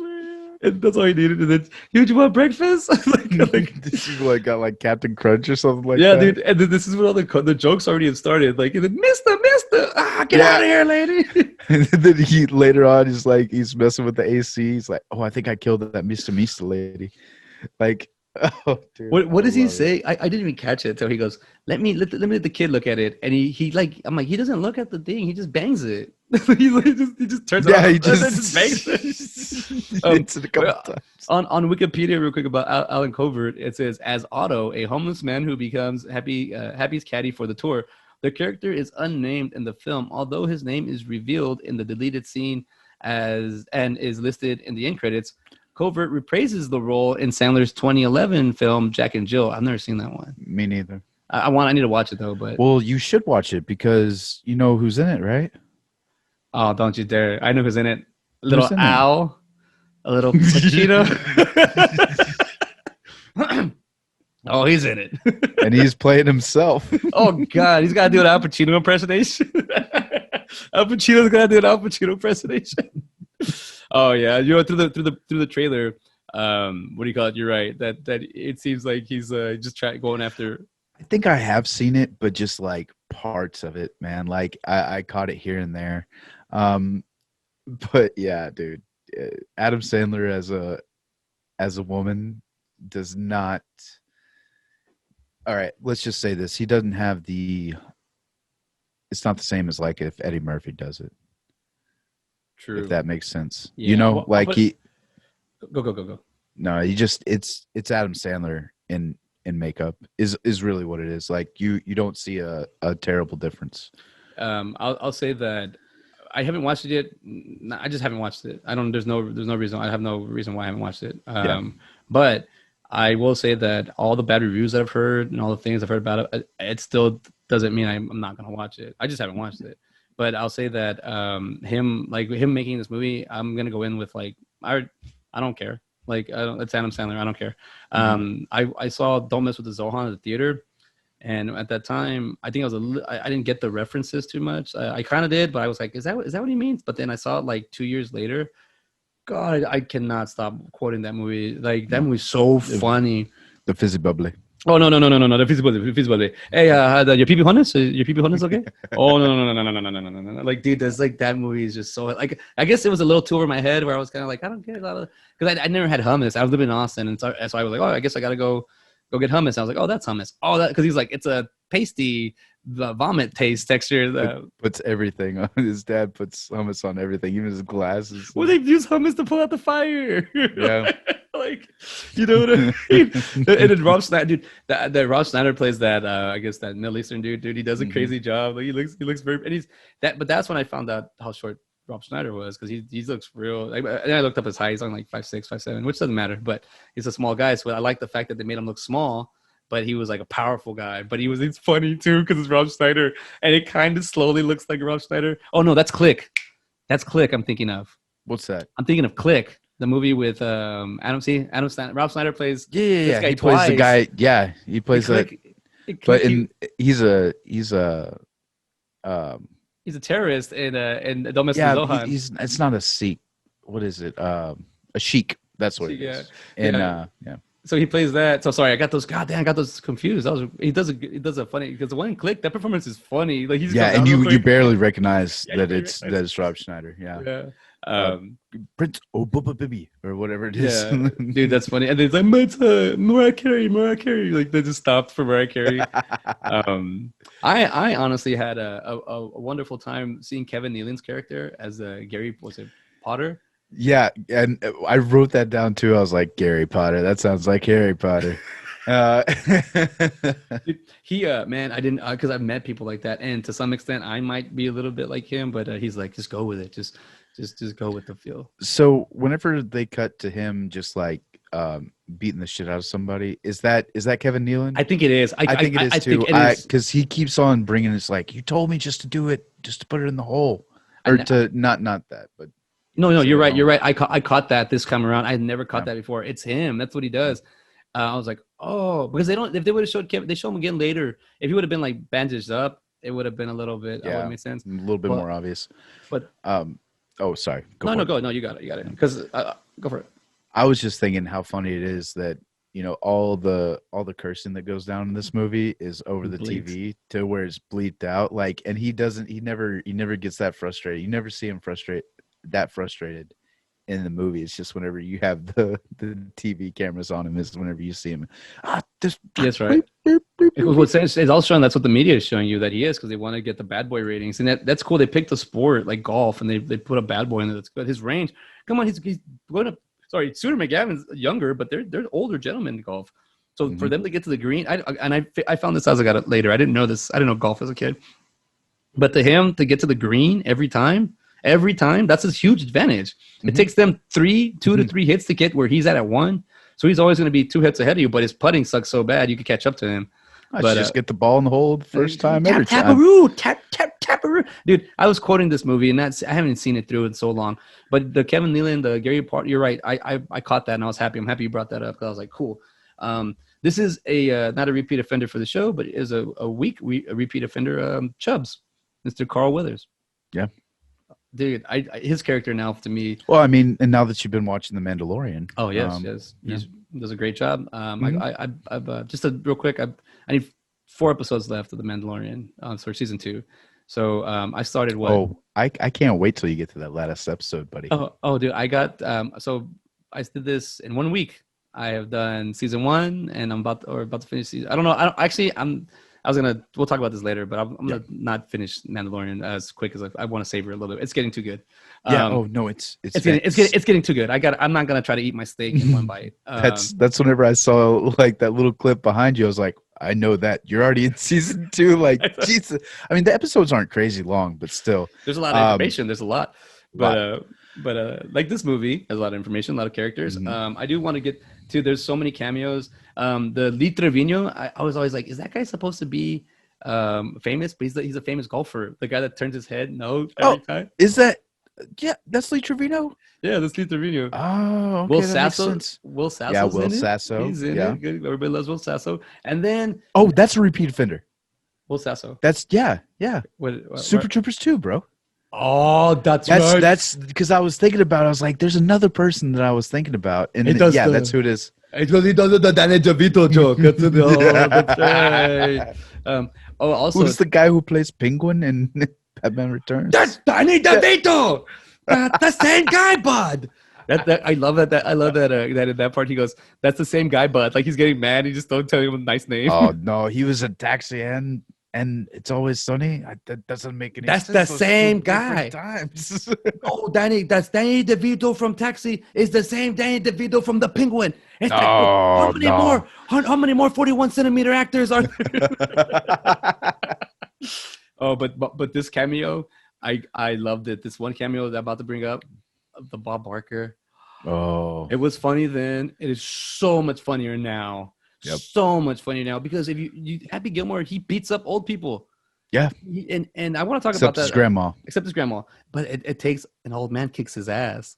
Mhm. It's Bob Barker. And then I love it when he at the very end he goes, "Bitch." He does little boxing hands. Dude, looked like Bob Barker was. Bob Barker Ew. did that you think it's funny because when I remember talking about it when we saw it when we were younger, it was like 6th grade, and I remember being like, and then you go, Bob Barker, I know Bob Barker, but now that I see what Bob Barker does, and I'm older, and I'm like, oh, dude, they sell it. It looks like Bob Barker's fighting Happy Gilmore, but the build up to all of that because it's the first time you get you jackass, and that's I always forget his name, but he is the original Gomez from the Addams Family, or one of the not the original one. He's one of Like the in the TV? one of the he played Gomez. I'm sorry, not the original. I'm sorry, that is not him. But he played a. Let me find him real quick.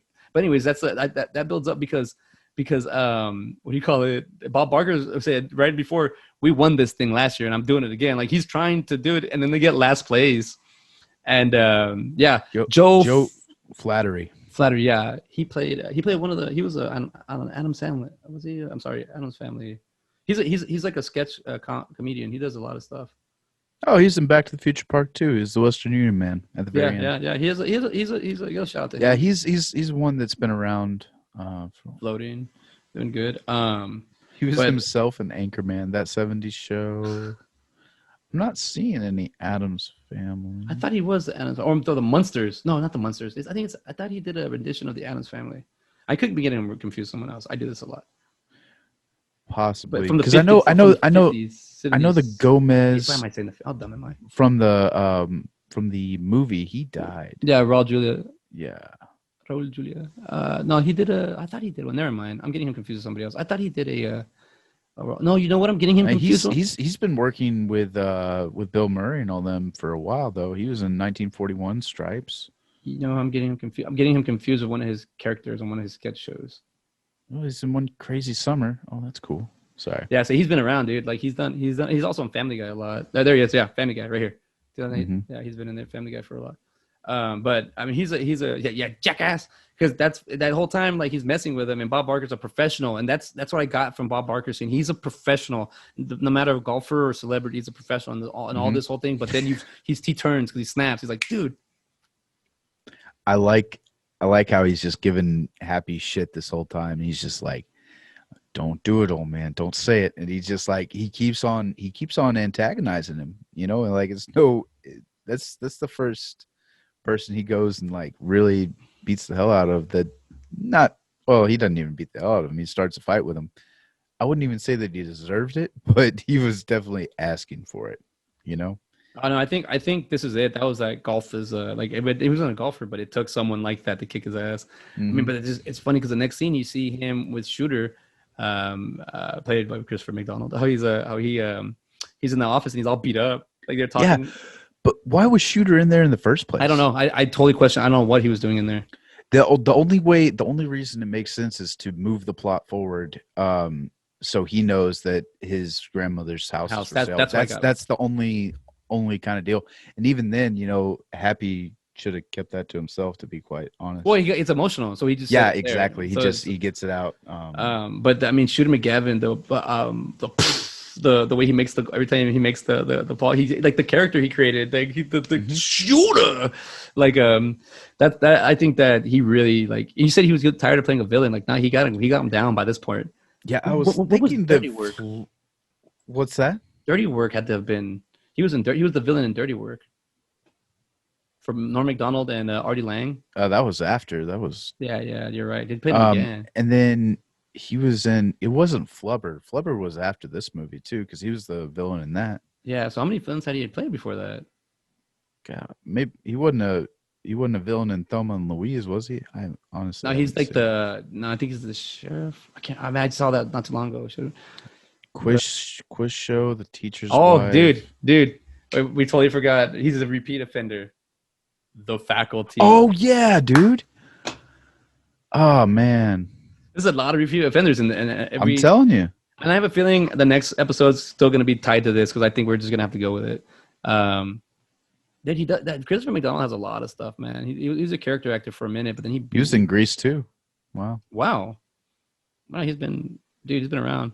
Yeah. Man, he does. Since the He 80s. does. He does. I guess that smug, millionaire look. Kind of. He got it down. He's from New York. Another guy from New York. Yeah. Oh, dude, I didn't realize he was in. Have you ever seen a movie called Dutch with Ed O'Neill. Ed O'Neill and Ethan Embry? Mm-hmm. But he was Ethan Randall in this one. That's his dad, huh? He plays the dad. Who does he play? Probably. I need to. Let's see I need to here. watch it. Dutch is good. That's a good Ed O'Neill. Yeah. That's a good O'Neill movie. Yeah. He was the dad. Yeah, he's the dad. Yeah. So also, there's another homage that I didn't get. And I mean, I got it when I was younger, but I didn't connect it. Mr. Larson, Mm-hmm. Richard Keel. Mhm. He's Jaws. What's his name? Jaws from Bond. Yeah. So that's I why was looking that up. The 9 iron. That's why it shows you his strength. I wonder how big this guy actually is. He's supposed to be huge. Dude, have we not had a movie with Ben Stiller in it? Is he not a repeat offender yet? Nah, I don't think so. Okay. He's 7'2". Dang, he's tall. Yeah. No, he was huge. Damn. Yeah. And then Oh, I guess Julie Bowen's a repeat offender for you because she was in Hubie Halloween. She was in, yeah, she plays the lead in that one. Another V? Yeah, Oh, she what? yeah, her name That's is another. Violet. Yeah, that's another thing we need to talk about. You have Veronica Vaughn, and then you have Virginia Bennett. Virginia Vinet. You have Vicky Valancourt. And then you also and also her name in Hubie Halloween is like Violet. Is it? Let me see. It's is it I think Violet it's. Valentine? So Hmm. we got it. Was it with the double V's? Is Adam Sandler's wife named double V's or something? No, Or? no, she's not. I looked that up to see if that was the Whoa, ho, case. ho, ho, look at Let's see. this. I'll double check though. Everybody that's been following us so far, we know that Ben, Jackie Sandler is her name. that's her name, that Ben is the true detective from amongst the two. Ben knows how to get those layers, that onion peel girl in. To be fair, that I wasn't the first one to notice that. I read that somewhere and Hey, just wanted to hey, bring it up. that's breaking news for me, baby. That's what I gotta say, man. So I'm pretty sure other people know, but to me, and I'm also late to the party because I actually get Yeah, to same man. I get to the party early and I scope everything out, and then I just kind of gingerly walk in while halfway through the party. Gingerly touch our tips. You know what? Let's Why is it? He's called Hal L. Ben Stiller's character, the nursing home orderly in the nursing home. What is that? Anything Hal L? No. no. Whenever you first said that, it made me think of a Space Odyssey just for a second. Yeah, But Hal. I will say that's that what I learned from Happy Gilmore is something that I thought that was so cool, that he needs to make that money, and how he does it. He really just finds the talent that he's good at and he modifies it a little bit and then just starts competing. He never like Chubbs wants him to practice, get good at it. He's like, nah, I just gotta dive into this shit. And I love that. That's something I really got from Happy Gilmore. And the shot, I love every time he hits it, the way you get that feeling, the magnitude. You hear the ripple hmm effects, like it's a sonic or supernova, supersonic, whatever it's called. Sonic boom. But you get a Mach 1. Mach Yeah. 1. There you go. Speaking, I don't want to talk Mandalorian. We'll talk about that later. Oh, yeah. But what do you call it? I was gonna say that part where you get to see just the beginning where he hits the guy in the head. Hey, you hit my heart. You hit my window. And he hits him in the head, and then he hits Dude, his you just wife. hit the guy. You just hit his wife. Yeah, dude, this movie yeah, this is a great movie too. I was going to mention that as well, just how I think it's the same shot over and over again. I think maybe actually I take that back. I think there's two shots. One where it's like coming from the tee box, and then another one where it's a little bit further away where you don't see any people in it. It's just the Yeah, ball going. But this as far as like filmography and like cinematography goes, like there's some really good shots in this movie, like where you just get a close up of Adam's face and then you get a close up of Julie Bowen and then you go back and forth, and it's like it's right after the ninth and nine yeah. prank, and that whole just like interaction I thought was very well shot. Um, And she's just out there like hanging out, and he just runs into her. And yeah, he put a suit on. His suits. It's got yeah, patches on the elbow. I did like the Subway, the endorsement. Like I like that it's a sellout. Like you got to sell out. Like he does a whole like career real quick. Like I in like, guess I guess that was before Jared. oh dude, Jared's not till like. Jared's been doing that thing forever, but it wasn't until like later, dude. So like So, Jared has been. Oh, you're taking a jab at Jared. taking a jab at Jared. He's Hey not man, eating Subway food anymore. hey dude, All don't right. worry. Don't worry. There's dudes in prison giving jabs at Jared for us. For Oh, for what he did. they're probably jabbing Jared Very jabbing Jared places for what he he doesn't did. want. Well, that's what he gets. What do you Dude, call it? somebody the other day was like, "Oh, have you seen that spokesman for Subway?" It's like it was after Jared, and they were like trying to describe him. I was like, "What the fuck are you talking about?" And then they kept on saying stuff. I was like, "They've been in this and this," and I was like, and they finally got to it. It was like John Lovitz. John Lovitz is the face of Subway now, and I had no clue. Dude, that's Yeah, awesome. I'm gonna eat more Subway now. yeah, I love John Lovitz. I would yeah. like to get Same. to him eventually. He's SNL, you know. Yeah, and Uh, High School High. High That's a School great High, movie. dude. Oh, dude, Mom and Dad Save the Planet. He's the villain in that one. That one's good. Little Nicky, where he dies at the very beginning. That's right. He's in Little Nicky. Hmm. How many Adam Sandlers is he? Is he a few or? Yes. Well, okay. He's been in a few Happy Madison productions because he was in Benchwarmers. That's right. And then Little Nicky. I don't know of any other ones. Just The Wedding Singer. Oh, that's right. And I'm gonna make all the killing. He's going insane.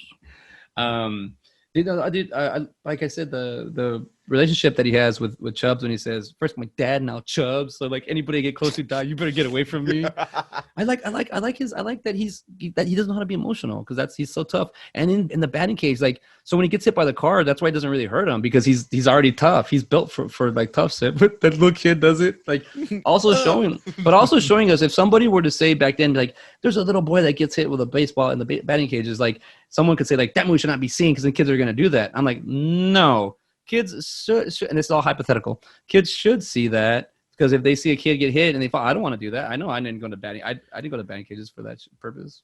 And to be quite frank, show this to kids, and if they do want to try it, yeah, it's gonna weed them out. You know, um, I'm not opposed to that either. Like if you want to do something Weed stupid, them out. I just got what you said.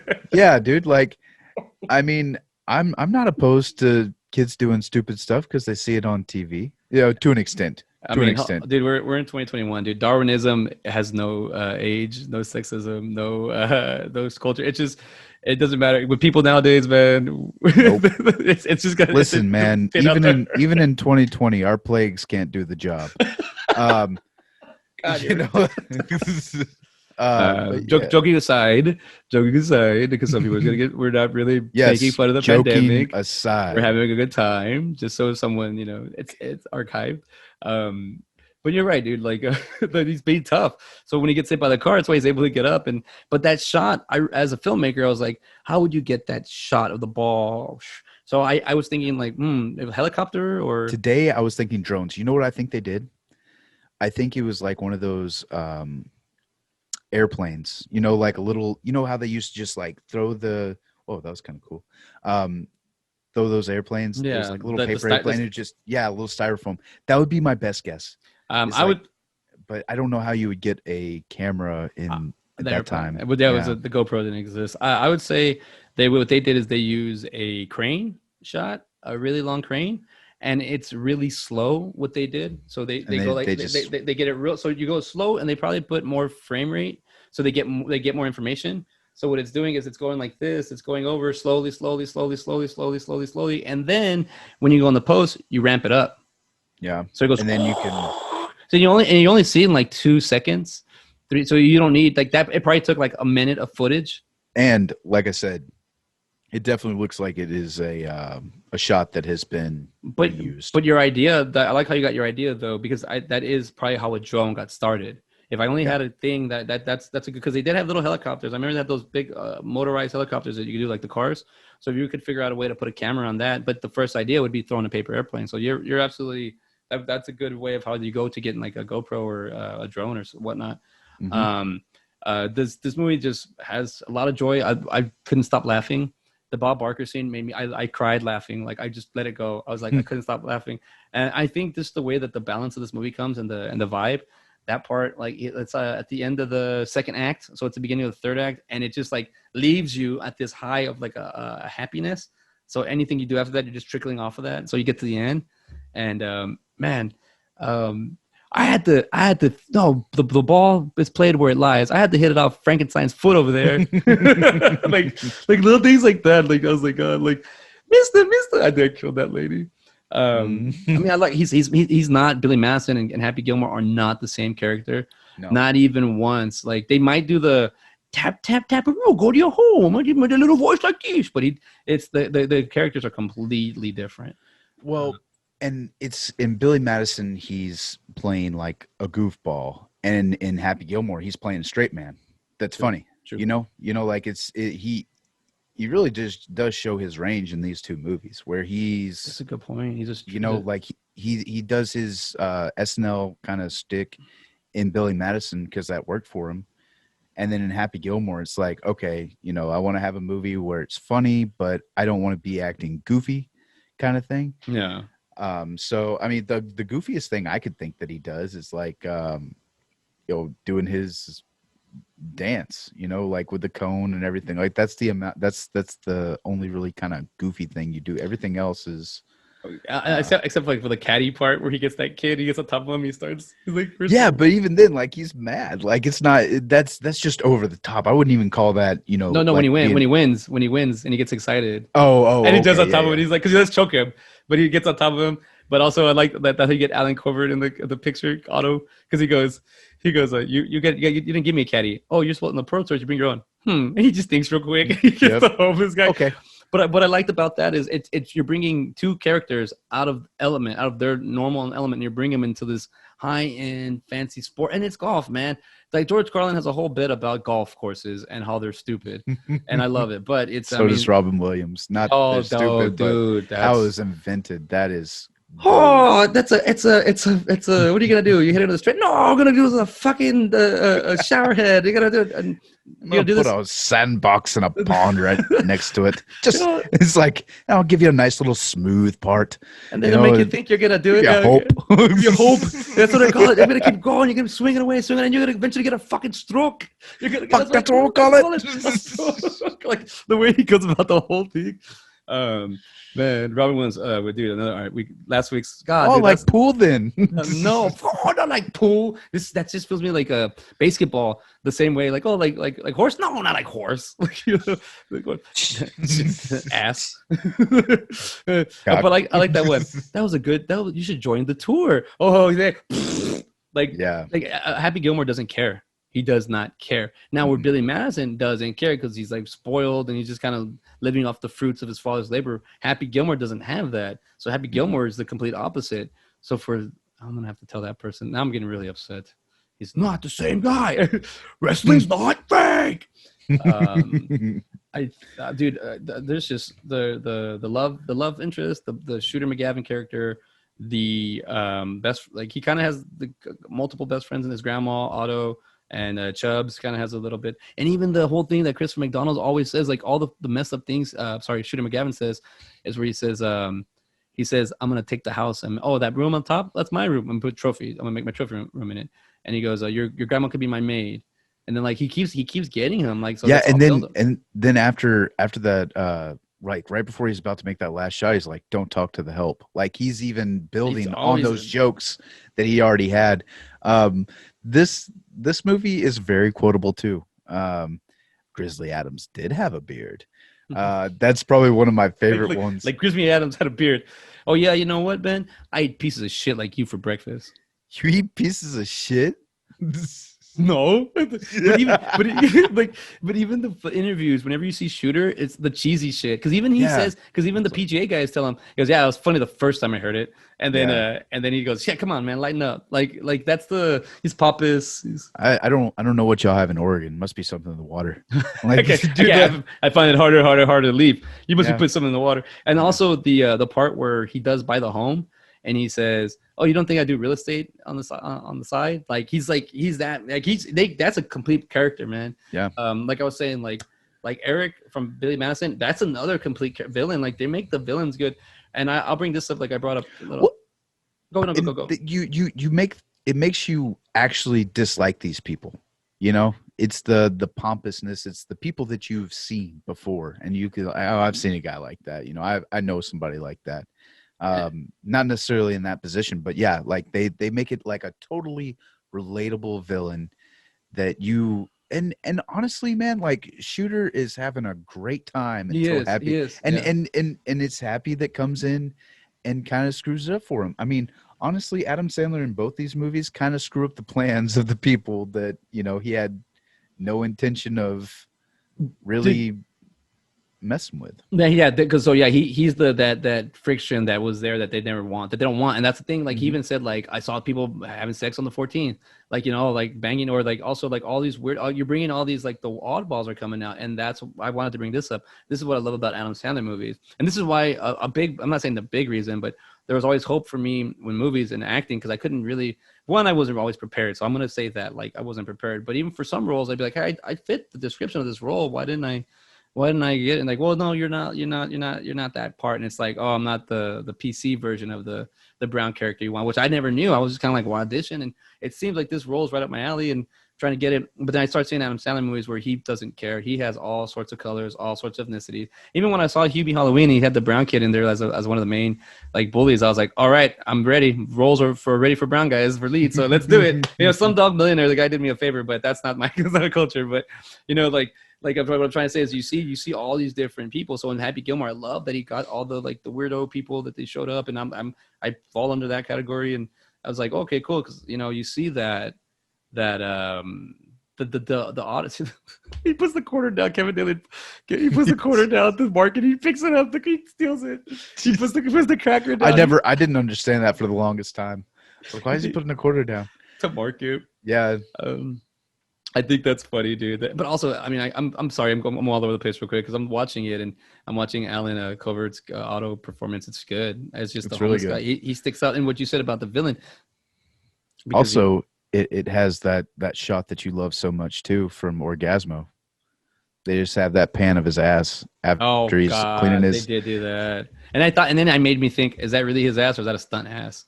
I think it might be a stunt cock. Stunt.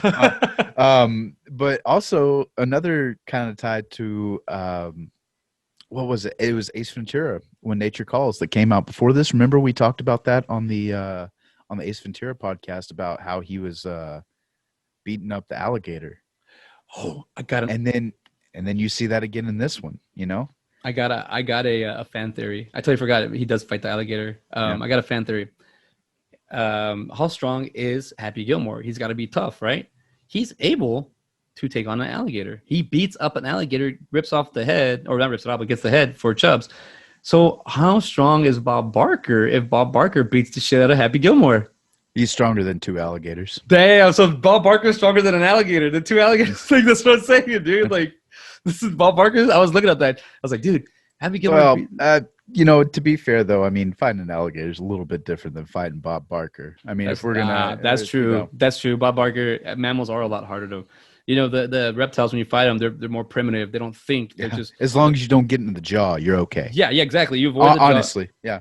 I mean, I consider myself an alligator expert. Okay, good. So good. please listen to any advice. If you think you can take on an alligator, do it. That is my official stance on this. I like exactly what you joking. said. I like exactly what you just said. Think about it, ladies and gentlemen, and anybody else listening. If you think you can take on an alligator, if you think, then go for it. See what happens. If you think that, he's not saying take on an alligator. He's saying, this ain't no puppy. All right. Oh God, that puppy and the alligator. Oh God. Have you seen those videos? Oh wait, the one where the dog like goes and barks at the alligator. Well, they think it's so cute. Yeah. Yeah. Then the alligator snatches that thing up. Bangle. I'm not laughing at that. The Bangle didn't go crazy. Bangle went Bangle. Chris Rock, when he talks about Siegfried and Roy. No, they have a bunch. They have like there's like 4 or 5 videos of this little dog attacking the gator, and then they think it's cute, and then the gators would. Yeah. Yep. Snaps. I mean, nature at its best, I guess. But what I was referencing was, Rocky over here. This ain't no puppy. All right, I'm gonna stick my head in there, and he's not gonna do a damn thing. Joe Dirt. Oh, I still want to do Joe Dirt too. We'll get there eventually. Yeah. But we're running low on time. Wait, we got about another 18 minutes, maybe a little less. Probably a little less. I have to get ready and everything like that. Oh, you still have to do that. So let's do it in 8 minutes. So sorry, because we're gonna bring up, we're gonna end up doing a side by side of another Adam Sandler movies. I already know we're doing it. So we'll figure out how we get there. But for the part we got a grade. So let's do the grading system real quick. Billy Madison on IMDb, because that's where I likes to go. Out of 131,417 votes, stars, it got 6.4 out of 10. I think that's reasonable. Okay, and then on Rotten Tomatoes, which I just love beating me up some Rotten Tomatoes critics. I love hitting them. It has a 42 on the tomato reader out of 48, and audience score is a 79. Which also makes sense because this is a goofy movie. I mean, this is well, actually, it's not. Sorry, a goofy movie has goofy in it, but this is a movie that is goofy, and so critics, I feel like, are going to tend to criticize it a little bit more It's Yeah. it's a fun movie, man. It's a fun movie. It's one for those, high schoolers. It's one for, just you're in college, like, oh man, have you seen this new Adam Sandler movie? You got to watch it, kind of thing. So I really feel like that's where the audience is. It's not so much gonna appeal to an older generation. Like if you grew up watching this movie, oh yeah, you're gonna love it, man. But I mean, if you show this movie to your parents and in the '90s, they'd probably be like, oh, this is stupid, you know. So I was gonna say that's a good point because 42% on Tomato Meter I think is a lot higher for them. I think that they would think this is like a 16 or Hmm. 17, 20. Audience score I thought would be a lot higher, but what you just said, you're right. Because I'm wondering, are we disciples of Sandler? Is that why we're big Yeah, on that? Is yeah, that yeah. because basically we are? I Because mean, we've been. I've seen him my entire life doing movies like this, and like I say, you have Little Nicky. You don't mess with the Zohan. oh god, yeah. Big Daddy. You know, literally, you see him play in all of these movies and just progressively get better. And hone in that. Either whether it be um, other actors and stuff like that and bringing them in. I mean, look at Nick Swartzen. I mean, he was, God, dude, and he's still that like frat guy, but he's able to stretch yeah, that because of Sandler. He's able to keep. I meant Nick Swartzen. I think Adam Sandler likes him so much that like off camera, off the scene, that he's just gonna always put him in something. yeah. He's always gonna have something. And let's be real. I mean, Chris Farley would be right up there. I mean, if Chris Farley was still here, you would have him playing that Eric Lemonsaul character in Grown Ups. I He probably would have been in I Pronounce You Chuck and Larry Dude, too. I think that for Billy Madison, I think Artie Lang, it would have been crazy instead of Mark. I like Mark Beltzman's performance as Jack, but if it would have been Artie Lang and then Dirty Work, because like still has that connection. But Hmm. I mean, apparently Artie Lang was hard to. Well, I don't know, his career is a little different. But no, I think what do you think? What do you think of giving it? Oh, Billy Madison. Yeah, Ah, man, I want so bad to give this movie a 13, but I'm going to give it a 12. I am. It's Yeah, it's gonna be a must watch for anybody, but I don't know. I don't know. It very well may be a 13 for me, but I'm going to just I'm not gonna lie, I'm saving my 13 for Happy Gilmore. That's really what it is. Happy Gilmore, I feel like, is a better movie. It is a progression of Adam Sandler. Not to kind of go out of order here. I know we normally kind of go back and no, forth, do and I what you figure gotta that. do side by side, baby. You feeling But it? Billy Madison is a great movie. But if I was gonna show somebody an Adam Sandler movie from the beginning of his career, I would show them Happy Gilmore before I showed them Billy Madison. Be like, this is a movie you need to watch. This is a movie that I feel like even your parents can watch and be like, okay, this is funny. Because like I said, he's not being that goofy dude. He's not being stop staring at me, Swan. All that other stuff. Like, but that's stuff that I love. Like Yeah, that's me personally. I love that. Um, but I feel like with our 13s, at least with mine, what I tried to do is, yeah, have that nostalgia factor in there.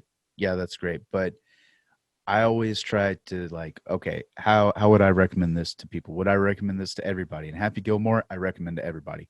Billy Madison, I would recommend to almost everybody. Is yeah, is I kind of got how I you. look. So Nah, so I have a 12 for Billy Madison, a great movie, a like quotable a movie. strong 12 is what he's trying Yeah, to I'm say. I'm ta- I'm talking like a 12.9. Like Yeah. it is a point away from being a 13. And like I said, I'm just kind of holding out because I'm an asshole, I guess. I don't know. But it's just I want to have that distinction there. I want Yeah. I want that distinction between Billy Madison and Happy Gilmore. If we had done a side by side with like Happy Gilmore and Tin Cup, uh, Oh, and dang. did something like that, then Happy Gilmore would get a 13 and Tin Cup would get a whatever score. And then we did Billy Madison in another movie. I probably would have given Billy Madison a 13 if Yeah, we're that's being true. Because completely real. you're comparing. Yeah, you're right. It's like Jeepers Creepers 1 and 2. The Yeah, only one that could outsell Jeepers Creepers 1 was Jeepers Creepers 2 on that Labor Day weekend. yeah. Um, dude, So that's where my stance is on these movies. I mean, I can't say enough good things about Happy Gilmore and Billy Madison. And then dude, with Happy Gilmore, I mean, it's a quotable movie. It's a fun movie. Um, it's not completely a nonsensical movie. Like it is somewhat grounded in reality, somewhat. Playing one, winning one tournament to get into a pro tour. It's a little out there, but I mean, I mean, your first hell, try, you're right. You're beginner's exactly. luck, you know. I mean, you have to have last place somewhere, and Yeah. that's where you could get people in and cycle through, But even like Happy Gilmore says, like, how much does the first place get? 275,000 or whatever. I'll Now, how just much take does? one of those big checks. Oh yeah. He goes, and then he goes, how much does the last place get? 2,500. He's like, oh, so I still get money. So him, he Yeah. has no money, so 2,500 is a lot, and he does get Mhm. last place. But man, I'm just gonna say that you can't have the A without the B. So you can't have Happy Gilmore without Adam Sandler. I mean, without Billy Madison. Yeah. But that being said, if I had to show someone an Adam Sandler movie, their first Adam Sandler, like this is what Adam Sandler is going to be like. Here's what I want you to ask yourself: which one would you show Max first? Billy Madison. It's like, Yeah. yeah, dude. I think with kids, Billy Madison would be the way to go because it's going to be more relatable. But now put it this way: with my 18-year-old brother Bobby, I would still show him Billy Madison first. But then, I'd have to show him. See, this is the thing: you'd have to see back to back because what you just said is so on par. You see the growth. No pun intended. You see the growth, dude. You see the growth there. It's like that Adam Sandler went from here. Look what he's doing, and look where he's gone. Look what exactly. People talking nothing. He's at a point in his career where he can do literally anything. I haven't seen that Uncut Gems movie, but I've heard great things about it. And I do want to see it. It was on Netflix. I just Yeah, no, same thing. Same. I just same. But for me with this score, let me get the Happy Gilmore, and I'll get both of mine back to back. Yeah, sorry, we didn't even look at the Rotten Tomatoes or anything. we don't we ain't got nothing. We ain't got no agenda. If we can remember, we go with it.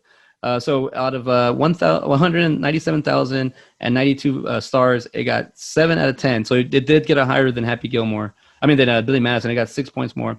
Now, okay. So look at the Rotten Tomato score. 61 out of 54 tomato meter. And like I said, I don't care, but that's a good score for them. And then the audience score got 85. I think that's about right. 990,826. And I really think that just comes down to it appeals to more people.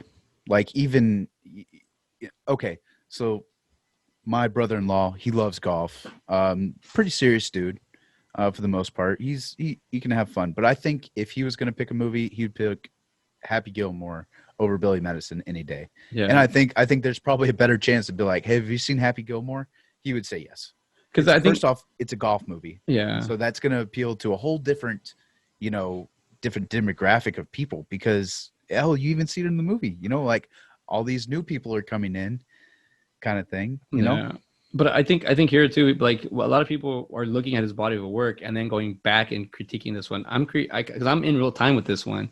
So it's like, I can be like, no, this is the way. What I'm trying to say is, like, I feel like with this critics consensus on it, it says those who enjoy Adam Sandler's snitch will find plenty to love in this gleefully juvenile take on professional golf. Those who don't, however, will find it unfunny and unforgettable. It's like, yeah, but you don't know Adam Sandler's sneak until you see Billy Madison. Yeah. So you can't go watch all the stuff and then go back and you know what I mean? He was on SNL. He does have that appeal. That's true. But you see more SNL Sandler and Billy Madison than you do in Happy Gilmore. You do. So okay. That does make sense. So that's what I'm saying. Like you get more, but it's got a 61 to 85. Okay, so my double score is going to be, I'm just going to be honest, and we know I toss out the 13s, just tossing them out like I'm, I got the gun. This is definitely a 15 for me, Billy Madison, and a 15 for me with Happy Gilmore. We in high school, all we did was quote Sandler. No. These are not my these are one of this is probably going to be my top 15. The next one will probably be my top 20. I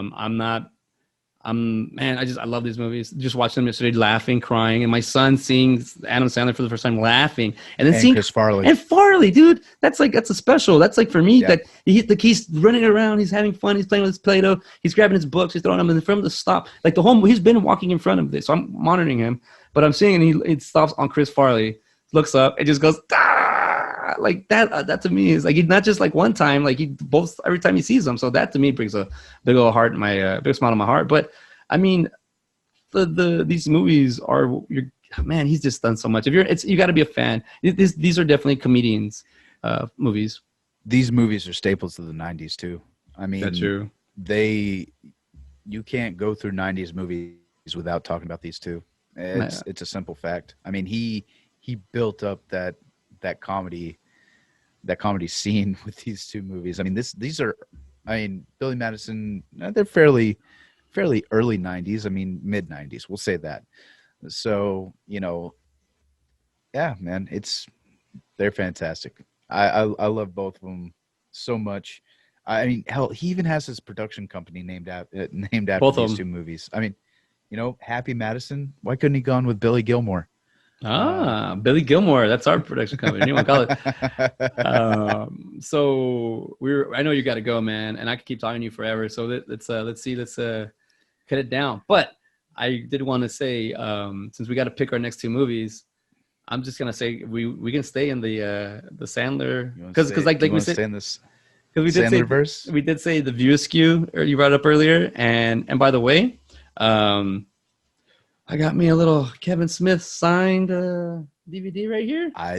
Signed? Signed right I there. didn't see it was signed. I did see that you got the night with Kevin Smith though, It or says an evening. Excuse me. La Firma is the signature is right here, and I think I got it as steel, but I would like to get my own authentic one. So, I just want to throw it out there because we brought it up. So staying in the View Askew, I mean, it's not in the View. We're not in the View Askew now. Right now. I mean, we could. You did mention George Carlin earlier. Dude, I could totally go back to the View Askew. There's so much more, but I would just say do you want to go? We could go David Spade. We can go Adam Sandler. We can go Norm Macdonald. Where do you want to go? Because Norm Macdonald has Screwed and he has Dirty Work. David Spade has the Joe Dirt. David Spade has a lot more, but I mean, Rob Schneider. I mean, Juice Bigelow 1 and 2, Hot Chick, The Animal. And Rob Schneider's a stinker. He's a carrot. Yeah, carrot. Ooh. I kind of want to go David Spade. All right. Honestly, if we're talking real, I want to go Chris Farley. I want to do Tommy Boy and Black Sheep. Dude, I do. As soon as you said that, I saw your face. I go, I know where he's going. We're going Chris Farley. Why did I even forget him? I don't know why. You didn't forget him. You were just waiting for me to say it. Exactly. That the Bill does better. All right. So you want to do Tommy Boy and Black Sheep? I think those are almost comparable to Adam Sandler's two movies that we have here today. That's those are gonna go back to back. Now, I'm just gonna throw this out there only because I like to do this. Because I like the third one in or what? No, I like throwing a little curveball. Because we always do because we did do the Billy Madison and Happy Gilmore, which are the two essentials. Adam Sandler back to back DVD case you have to watch. You don't just watch Home Alone 1, you watch Home Alone 2 as well. So I like this movie called Almost Heroes, but he shares the spotlight with Matthew Perry, but it's got a lot with Farley. But I'm down with Black Sheep, and no, I mean I'm down with Tommy Boy's for sure. It's Tommy Boy, yeah, for sure. It's Tommy Boy. But I'm cool with Black Sheep too, man. Got Gary Busey, David Spade. You know what? No, we got it. I mean, because it has that duo, man. Yes, that's kind of that was the thing there. And we can do another Matthew Perry, Chris Farley movie with Almost Heroes, right? Yeah, you're right. No, I just looked at no, you're absolutely right. I looked at the poster. Tommy Boy as Chris Farley, David Spade, Chris Farley. We gotta go. This is the one we gotta do. All right.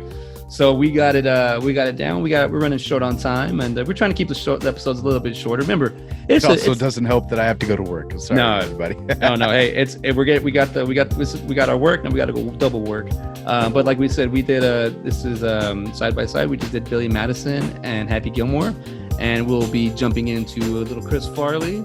You're going Tommy Boy and Black Sheep. Oh man.